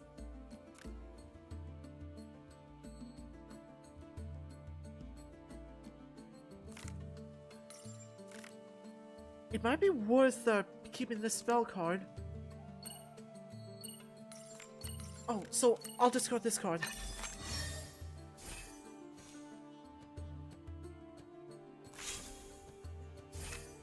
Oh.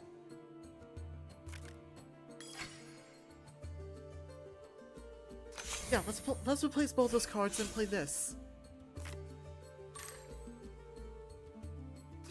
Now I can play a yellow card. Now I have the energy advantage. Dennis.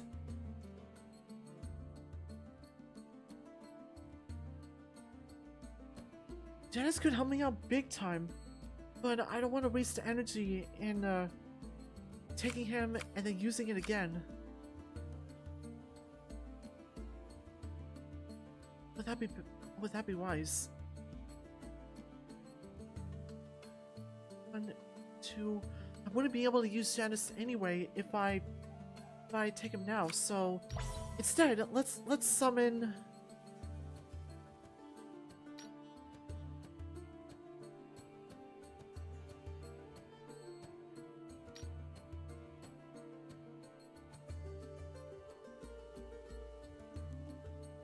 Krogos is just too good not to use, so let's summon him. And cast his ability.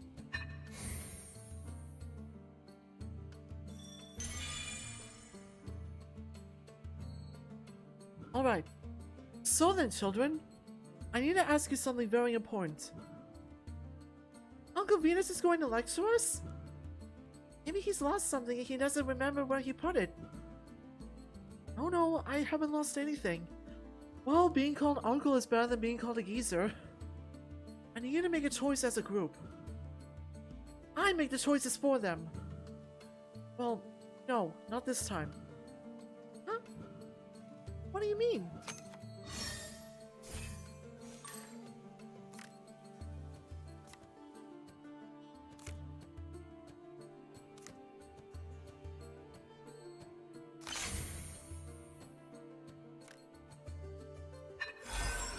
Sweet, Valise didn't gain any energy. Come on, use... It's not using Janice? Oh no! Oh great, I have all blue cards now.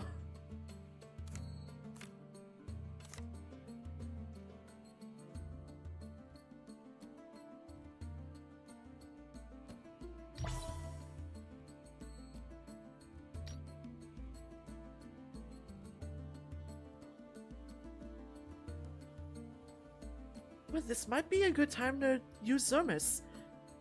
I don't want a hand of just one type of element. So I can discard my hand, pull 2 cards, and then keep pulling pairs. And then possibly pull pairs. Let's do that. And I'll play defensively and give Krogos energy to prevent Valasis from stealing him.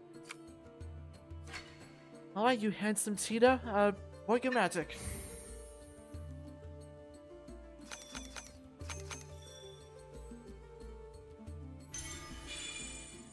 Okay, I did not win that gamble, but at least I have 2 different element cards now.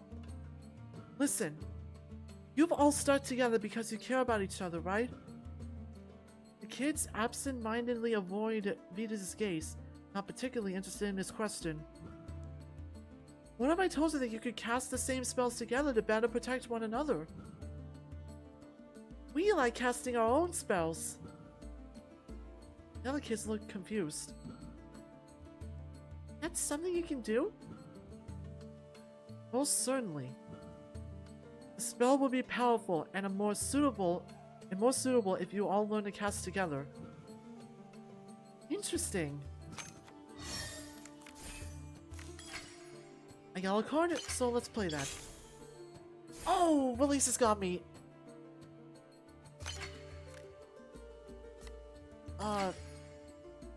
Good. I got energy back. And now Belisis has 2.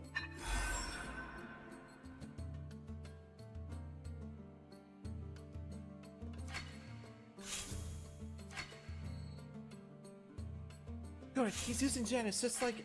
Oh no!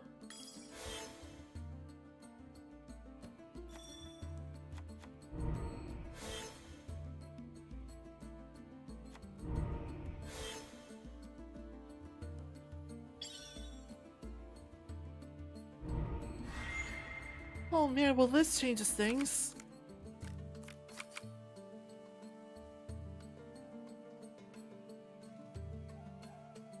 Let's activate Makari-Hari and Krokus's ability.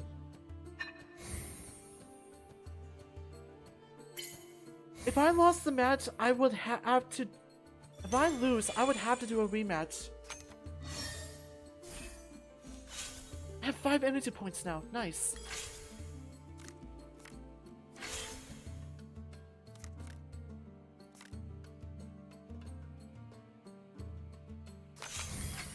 I'm gonna force him to lose energy points here. Oh no.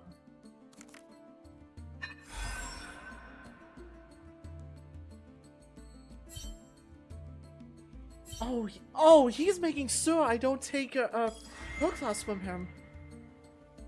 Clever.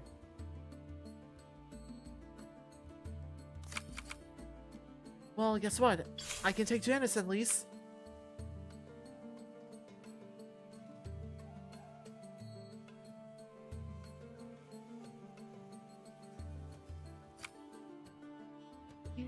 2, 1, 0.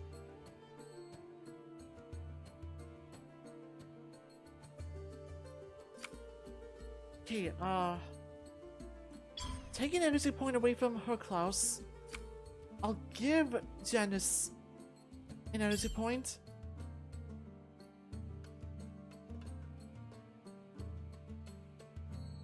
And, I'll give Kokos 1 point of energy too. Now I'll activate Janice's ability. And end my turn.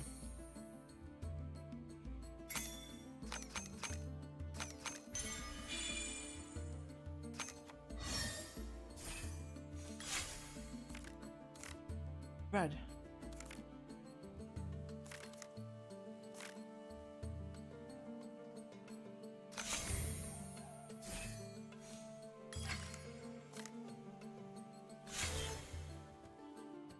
Oh, shoot. That's fine. I'll get rid of her class's energy with this card. And I'll gain energy with this card.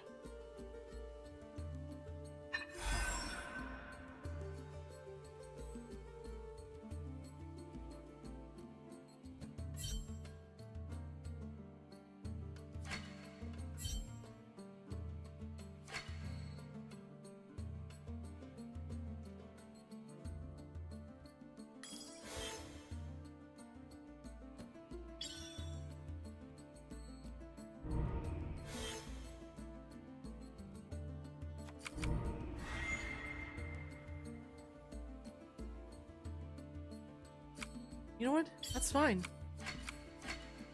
We can win just by having Krokos and Zumas attack his influence.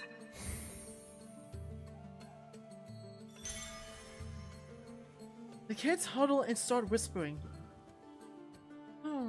I kinda like the old geezer's idea. Oh, there it is. But what if any of you wanted to cast a spell the others couldn't? What if you had unique talents that you could only practice by yourselves? I think we already could do anything we want. I don't have any talents. But perhaps you could if you practiced. And what if something dangerous happens to you tomorrow? Wouldn't you like to protect each other quicker? Danger? Are we gonna be in danger, sir? Well, now what do I say? The truth. Yes, the truth. Well, we're at war. You're already in danger as we speak. We all are. Kids watch Vetus begin to waver. Then they all start laughing. Now what's so funny? They're laughing because we know we've never been safe. You're so sensitive, geezer.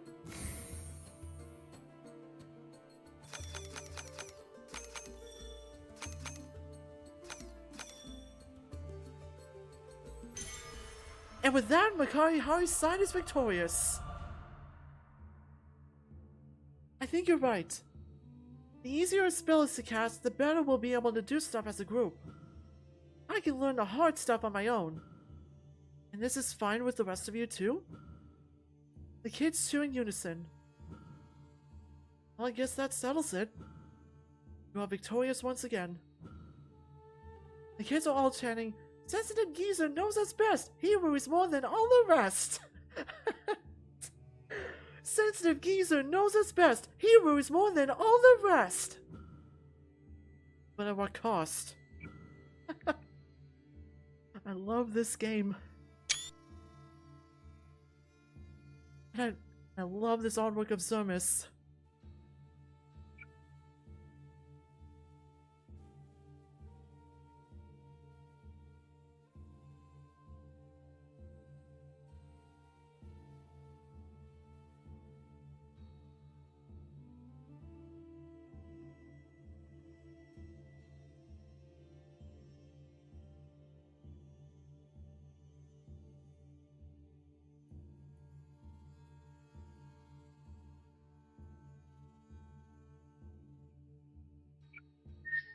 Alright, let's keep going.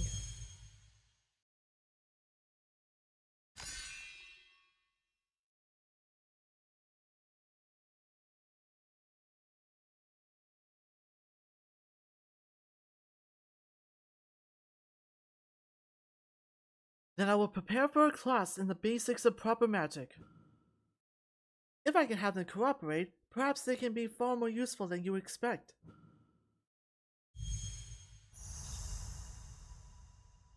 The Devil's Son. After their discussion, Crocus remained behind at the mansion to teach the children. Upon learning of the situation, Sulpici said that he would not consider requesting help from the children until they were fluent in magic. And as such, things progressed smoothly, until today.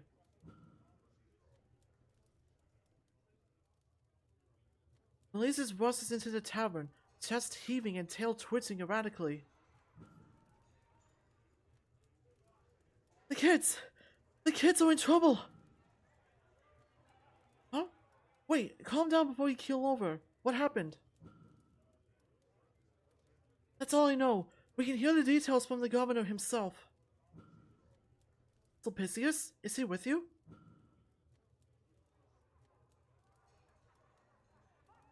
Sorry for the sudden entrance, gentlemen. Have you heard from the arcane children recently? Arcane children? No, I have not.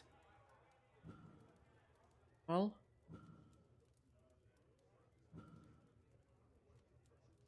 It is possible that this is unrelated to the plight of the young pupils. I think it's far more likely that it is. The refugee camps speak rumors of the Devil's Son running amok. What? I have no children! Shut up, they're not talking about you. I love that Mukaki immediately thought Art said he had no children. The Devil's Son? What in paradise is that meant to mean? I have yet to see them with my own eyes, but the rumors tell of demons scampering around, ones with large heads, twisted faces, and childlike figures. The sightings are frequent, might I add, and with them come many odd occurrences. As such, my primary concern is whether this has anything to do with the children you lot found. I don't suppose it is too much to ask you to help me find out. Sword is getting tired. No problem at all. Then I will count on you.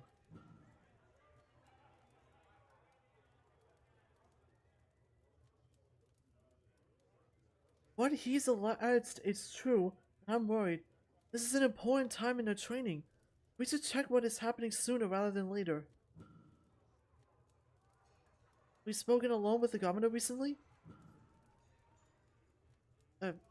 Yes? I visit him frequently to report the progress of our work. What's the matter? It's fine. Let's move on.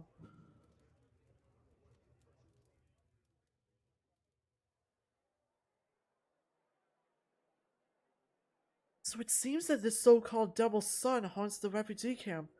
But where are they going? According to the rumors the governor told me, I think I know where to look.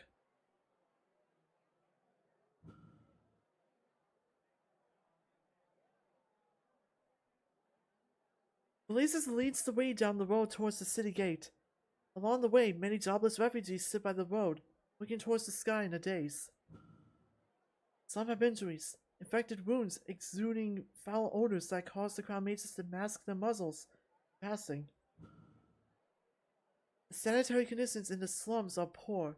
All manner of strange smells mixed together, making it difficult to breathe. Sobbing can be heard from a nearby house, yet no one is concerned enough to check, as if it was nothing out of the ordinary. Sounds like someone must have passed away rather recently. Anyway, let's wait here and see what happens. The passers-by are far more interested in two well-dressed men than wailing within the nearby homestead, but each soon lose interest regardless. Not much time passes before another commotion occurs. Over that way! Hey, sir, one of us stay here? Doesn't matter, let's check the situation first.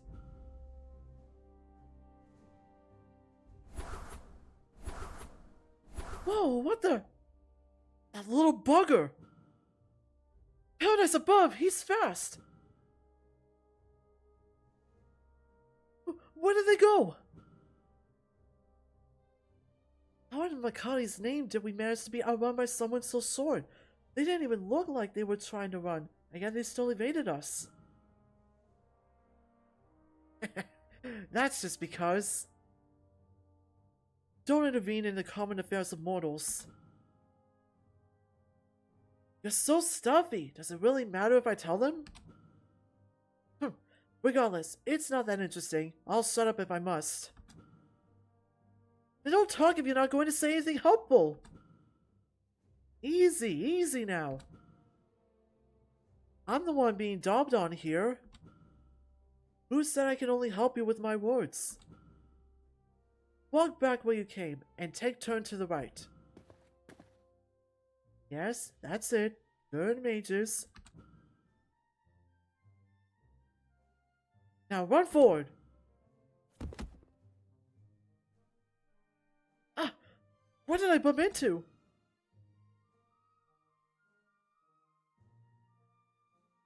Okay, it's obvious who that is, but that is a wild mask. Look at that. It looks like a demon's mask.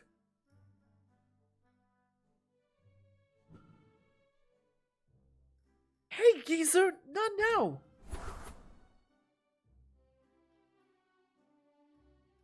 An invisibility spell?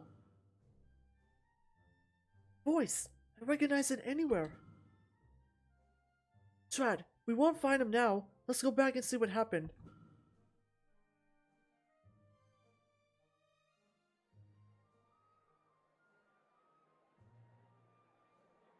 So, what happened here?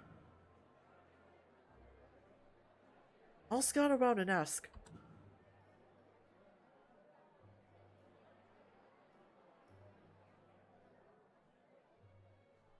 From what they say, this is a regular occurrence. What is? You heard the person crying back there, right? I asked around and they said it was because the man's brother fell in battle. Understandable. Soon after, the man in question left the house, saying they were on their way to buy something. Their attitude had changed completely, acting as if there was no care to be had in the world. No cares at all, even. So what happened to him? Who knows? They say many of the kids around here are like that now. They also say that it is the doing of the devil's son, that the boy's emotions were eaten away by the devil. In other words, was Janice doing it? Perhaps, but we were just chasing after him. I doubt he would have had the chance to come back here. Is this also magic at work? No, have you yet to figure it out? The devil's son is obviously not a single boy. Why else would they hide away their faces? Huh? So they all don the same getup to fool the people of their supernatural powers? For a bunch of kids 7 and even younger, I didn't expect them to be so cunning. In any case, I have no doubts that the kids are involved. We should inform Crocus of the situation. Barely. He would be the best person to ask.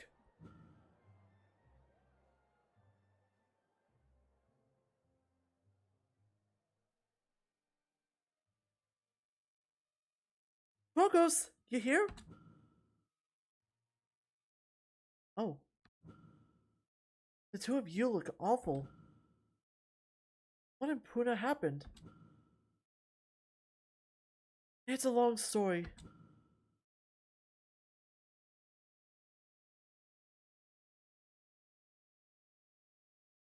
Apart from their study hours, I have not seen hair nor tail of the children. Is this what they have been up to? This could be troublesome. I will ask Janice.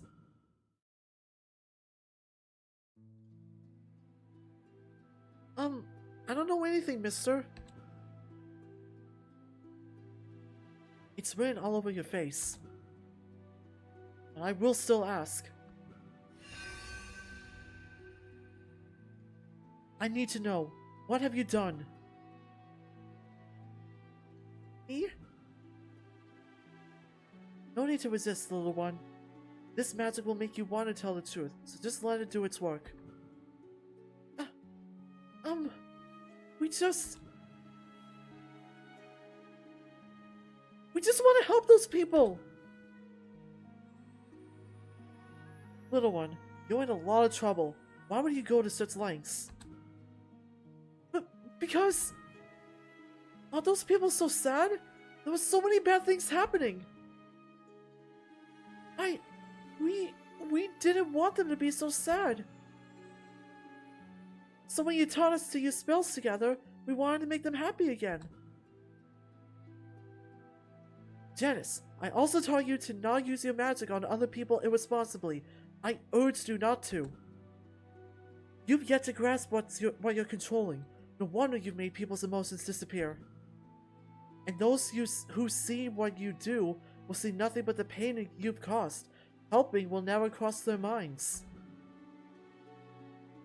Fortunately for all of us, the effects of this magic will naturally expire after a period of time. But if you keep using it like this, what will you do if something goes wrong? Goes wrong? Think, what if those people's feelings never come back?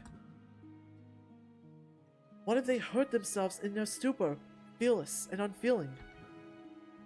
An example, by accident a man falls to their death, tumbling down a rain-soaked cliff as they were unable to sense the danger of falling over. Then are you the one who killed him? Mister, that's...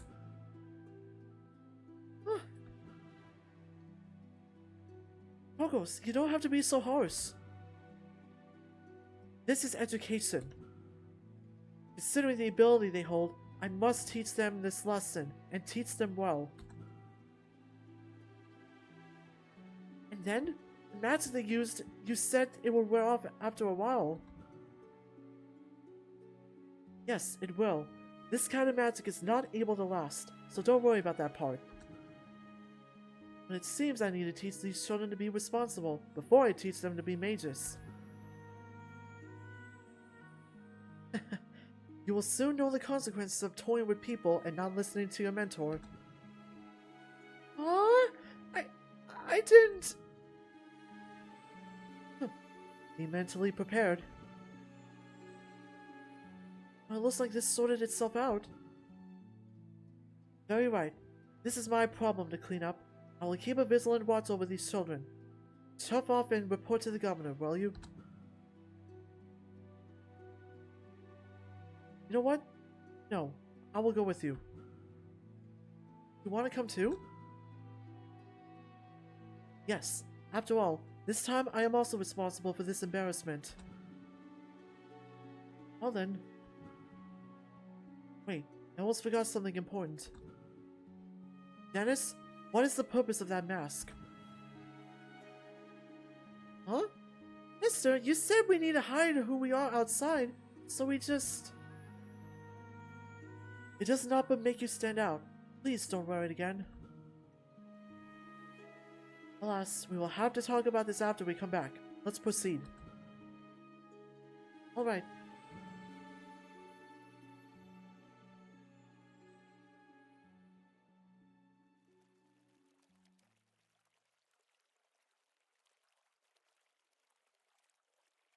So, those children really were the culprits behind the rumors?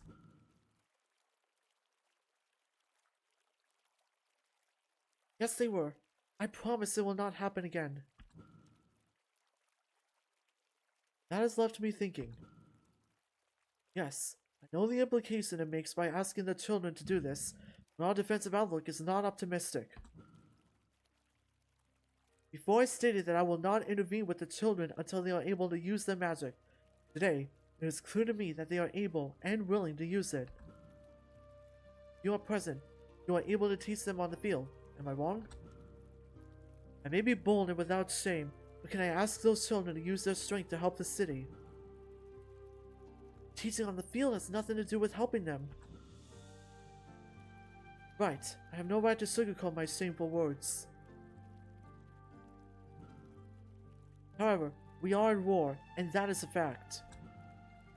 So, a brazen failure of an adult, I want these children to lend me their abilities to win this conflict. Would that be possible? How do you want them to help you? As you said, the children know a spell to suppress the fears of others. If this alteration is cast upon the soldiers, then I refuse. I understand. Then could you ask them to help suppress the uneasiness of the people? If they can cast the spell together, the chain effect could conceivably reach the entire city, or at least the people across the refugee camp, no? It is indeed possible, unexpectedly, know the applications of magic very well. I went to school in the capital. But do you really know what you are talking about? You wish to use alteration magic to control the emotions of the people. That is a very dangerous thing indeed. Especially if botched by inexperienced practitioners. And the morals are dubious at that. What is worse, tensions are high, and the people are becoming violent. I aim to lead, not control. I only hope the people can suffer less. The rest is at your own discretion. Would that be acceptable? Please give us some time to think about it. Of course.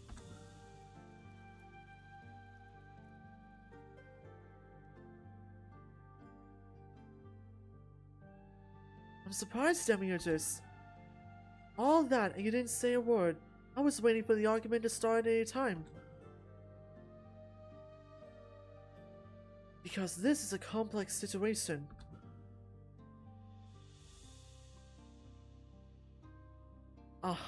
Is it? I failed to see any hesitation in you before. Clearly I spoke too soon. I thought you wanted those children to participate in the war. Isn't this a great opportunity? No, I didn't mean that. I support the existence of such forces. But said forces to be educated and trained by the country without any secrecy among the citizens. These children would go to serve untrained by the country, nor known to its people. Facing prejudice from all, yet protected by no one. Did the governor not say that he would protect them? Few words from a man of mere passing service to this city? You are naive to believe it would last. Pardon? My stance is that you cannot trust the government in the first place. Are you opposed or not? You can't have both. I don't believe this is the right time. Besides, they are still children, too fragile in every respect. Are they so fragile? Even the small can be strong. Really, you seem to be against this matter as well. Not at all. The only thing I don't like is the children becoming gears in a machine for war. But those kids, they can take control of their own destiny. Understand this. If you want to show the people of this city that mages are good, now is the time. If they hide away forever, they will never escape being excluded from the world. If they put themselves out there, they will be used and cast aside once the country has no use of them. It is the responsibility of adults to protect children. So even if children have a chance to alter their fate, they still must hide in the shadows of some adults and be protected? What sophistry! Does a toddler have the power to go against their fate? Of course they do! What? Just because you're old doesn't mean you're wise. It doesn't mean you know the consequences of the decisions you make. There are too many people in the world who want to do good things, but eventually just harm everyone. A child and an adult are not equally capable. You oaf! You jester! You entire circus! Of course you can't put them on the same level! No matter how old you are, you don't know the future. You don't know what your actions will do. But you still carry on making decisions nonetheless. Everyone should be responsible for their own destiny. It has nothing to do with age. No, you are distorting the subject. This has nothing to do with age. It's about knowledge and experience. We must all face retribution, but adults have greater agency to make those decisions, right or wrong. To tell an infant to feed themselves because their destiny is their own is just negligence. It's our duty to take responsibility, to nurture, and teach agency to those younger than us. Evading that is nothing but cruel. Suppose someone is more capable than you. You surrender your fate into their hands? Of course, that's the only way to achieve order and peace. How perfect! If so, you should listen to me now. What rot. You should be listening to me. Stop, you two. I get it. You have both made your points painfully clear, but you two don't get to make this decision. This destiny is to be chosen by Krokos and the kids after we give them their options. In other words, time for us to have a go at each other, eh? What will you choose? Well, I'd put forth...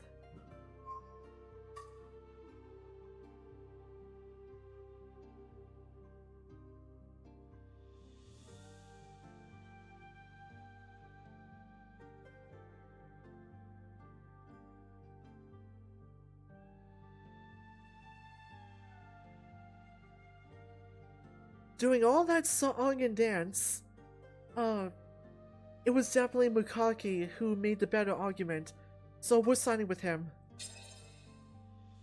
Now we'll go gather the children. So think, Belisis. Alright, time for our third chapter. Our third trial.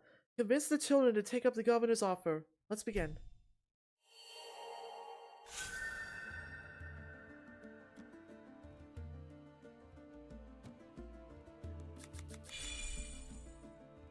This is an absurd request.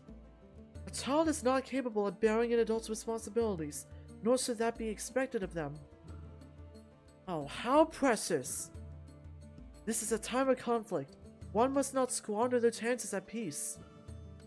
You may think you're helping them, but you're just denying them an opportunity. An opportunity to lose their lives? An opportunity for acceptance. If they use their abilities to turn the tide of war, they'll be heroes. Only cowards openly disrespect veterans in society, especially non-nobility. This is the best chance to take charge of their own destinies. If their destiny is an early grave, you mean? Or a life of nightmares. Not everybody is as soft as you think. I'd rather see what the children have to say about this. Couldn't agree more. Let's see. Let's discard a green card, so you get a chance for a blue card. Good, one of each element. Red card? Oh, but this isn't gonna give me an energy point if I use it.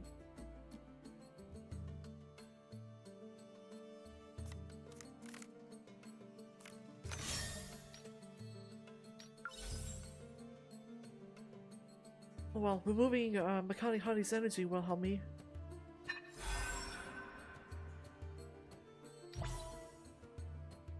Alright, I'm going to summon Herklaus.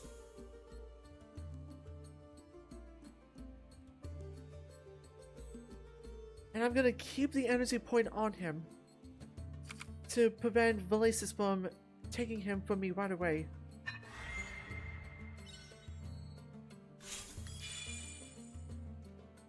Oh, so Pisceus is part of the hero deck now. Oh, I wonder what his ability is. Now then, children, if you go work with the governor, you won't have to hide anymore because of your abilities. But if you want to hide, you can keep living here. But we like hiding. Yeah, hiding is fun! But do you think that'll be fun forever? Forever? Let's see. Blue card.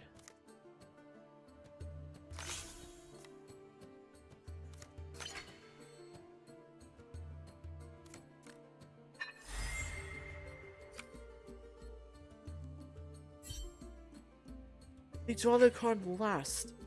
3 cards are pulled from the deck. Whoa, what?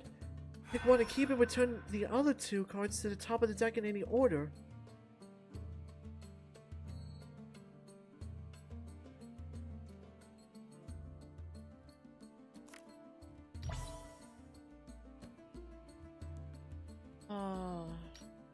Alright, let's summon Krokos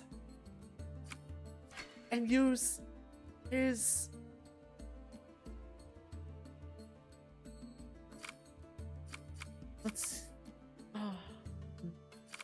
Yeah, let's use Krokos' ability.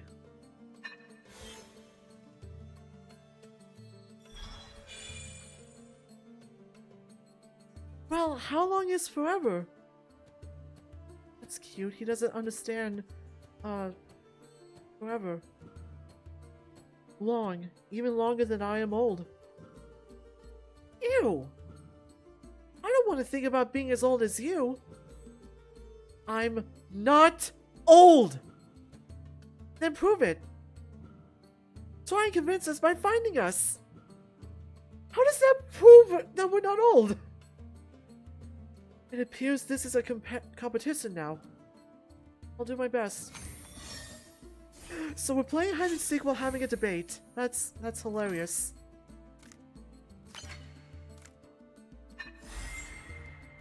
Cool, I gain energy. But Elisa is skipping his turn? Interesting.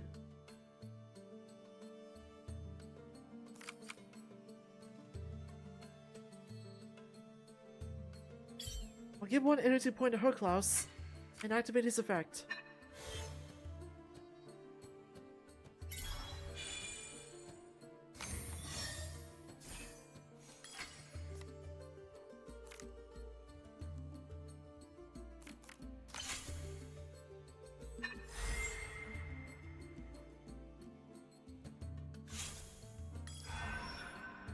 Oh, Janice. Interesting.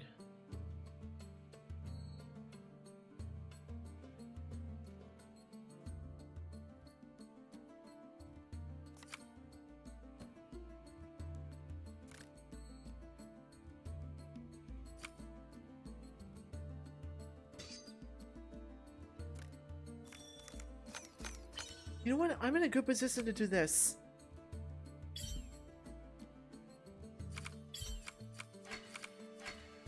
I'm gonna stay on the offense.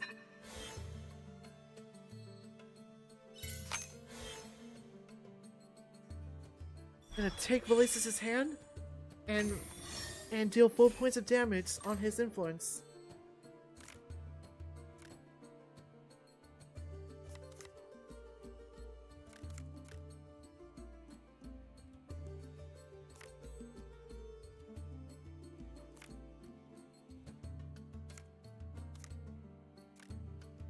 Well, how unfortunate for both of us.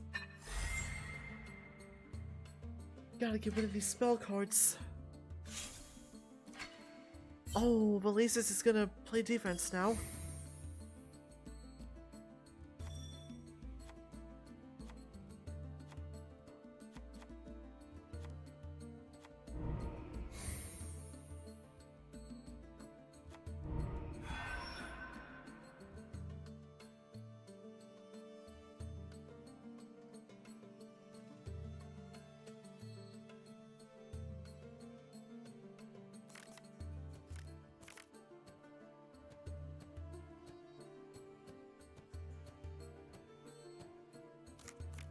I think now would be a good time for me to summon Zermus.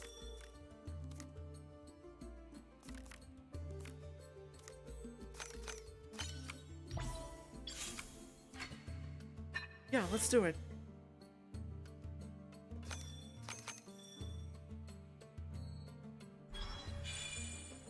Done.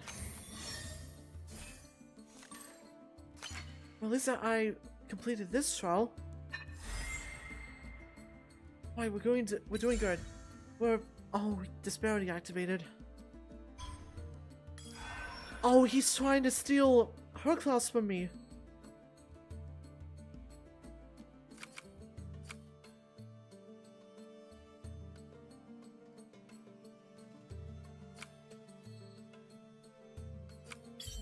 Can't let you do that, Valisis.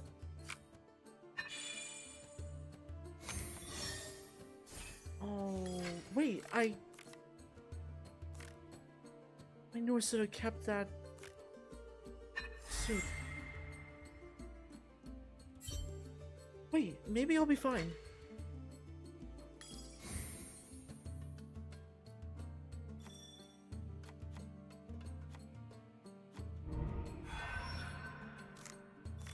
I can exchange a lot of magic to Porcos, and I'll have you two attack. There, the trial's finished. Come find us, Mr. Lion! If we do this forever, then we're gonna be really good at it. Sorry not to mind never seeing them again. They get used to hiding from everything and they'll never be able to face the world. Show them that there's no way they can hide from things forever. Boom! We're victorious. Gotcha! Hey! See? Hiding away isn't always the best thing to rely on. Oh, actually... Wow, I love this! Explaining that hiding won't work forever by playing a game of hide and seek. Maybe not. Okay, I want to see what Mr. Governor can do for us. How come he's Mr. Governor and not Old Man Governor? Because he's bribing them. Good point.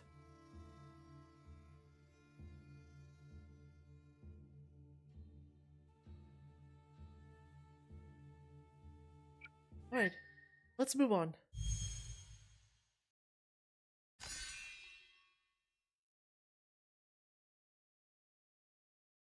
So, young ones, you want to take the governor up on his offer to help the city. Okay, I understand. I still think that a lot of this is too good to be true, but in studies and in life, you never know unless you try. I will help with whatever comes after.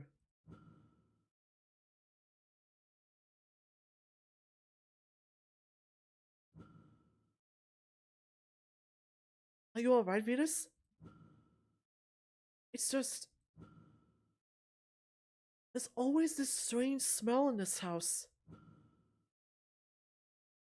Like the air before it rains? A bit, but if you can't smell it, perhaps I'm imagining it. Are the two of you alright? Yes, we're fine.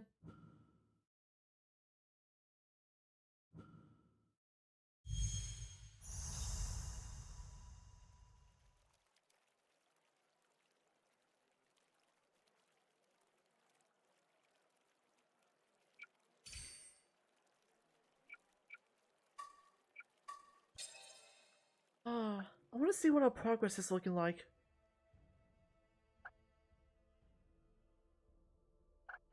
We did 3 chapters of Hope Dies Last.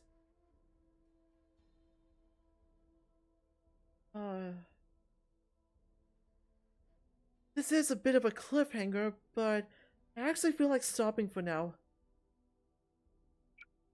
At least 75 mementos. That's okay. Let's do one interlude before we call it for the day.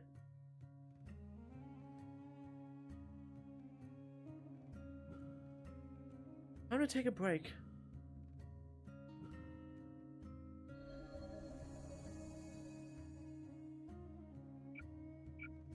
Let's...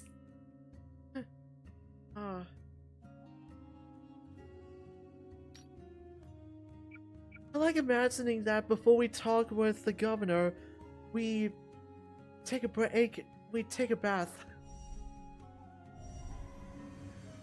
Odd timing, to be sure, but we're gonna do it anyway. I want to talk to Krokos and see what he thinks about being summoned. It'll be interesting, just as long as he's not too bothered by us interrupting him.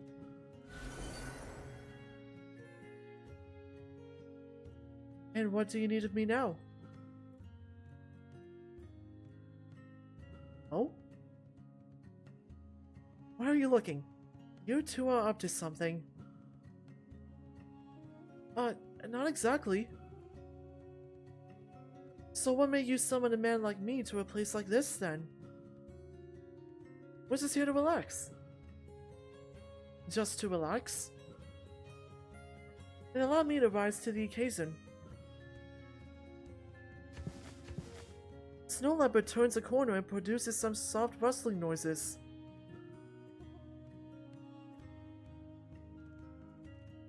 That's an improvement. There we are. He's so fluffy. So what manner of method will we go about to relax then? We wanted to ask you a few questions. I don't mind divulging a few secrets for a couple of curious minds. We want to know what it's like to be summoned. Well, that's not difficult to answer. It's like walking from one waking dream to another. One moment I'm somewhere, another moment I'm elsewhere. But I always know that I've been called when I arrive. We meant more along the lines of how you feel about getting summoned. Well, that's far less interesting. I don't think so.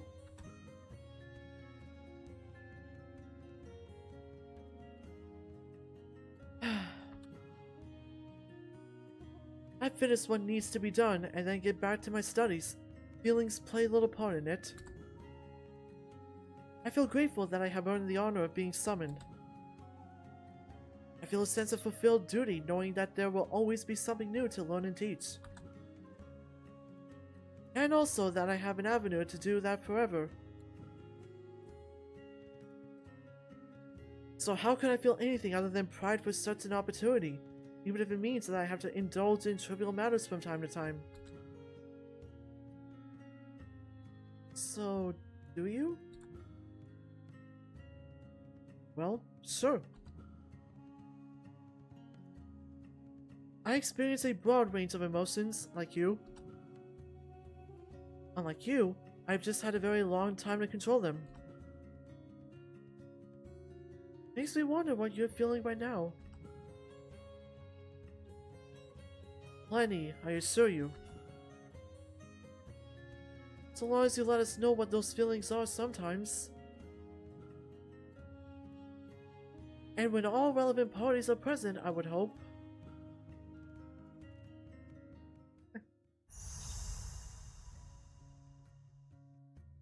And that's how Krokos feels.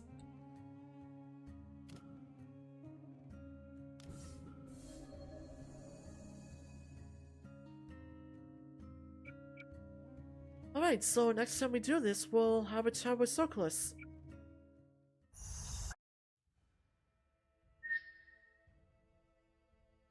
And on that note, that'll do it for today's stream.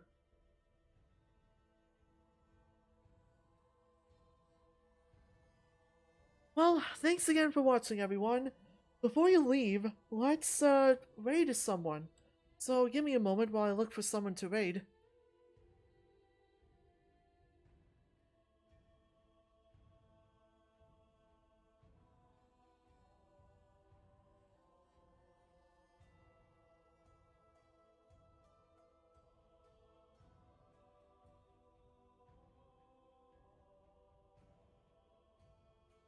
I had to be a Boy Scout. Ah. Okay, I know who we're raiding. We're gonna raid Skyfox. He's playing Party Animals right now, a game I'm actually interested in getting at some point. So let's check out check that out.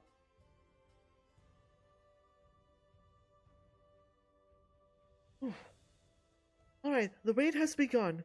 So, thanks again for watching, everyone. I hope you enjoyed the stream. I hope you have a good rest of your day. And I will see you next time. Bye.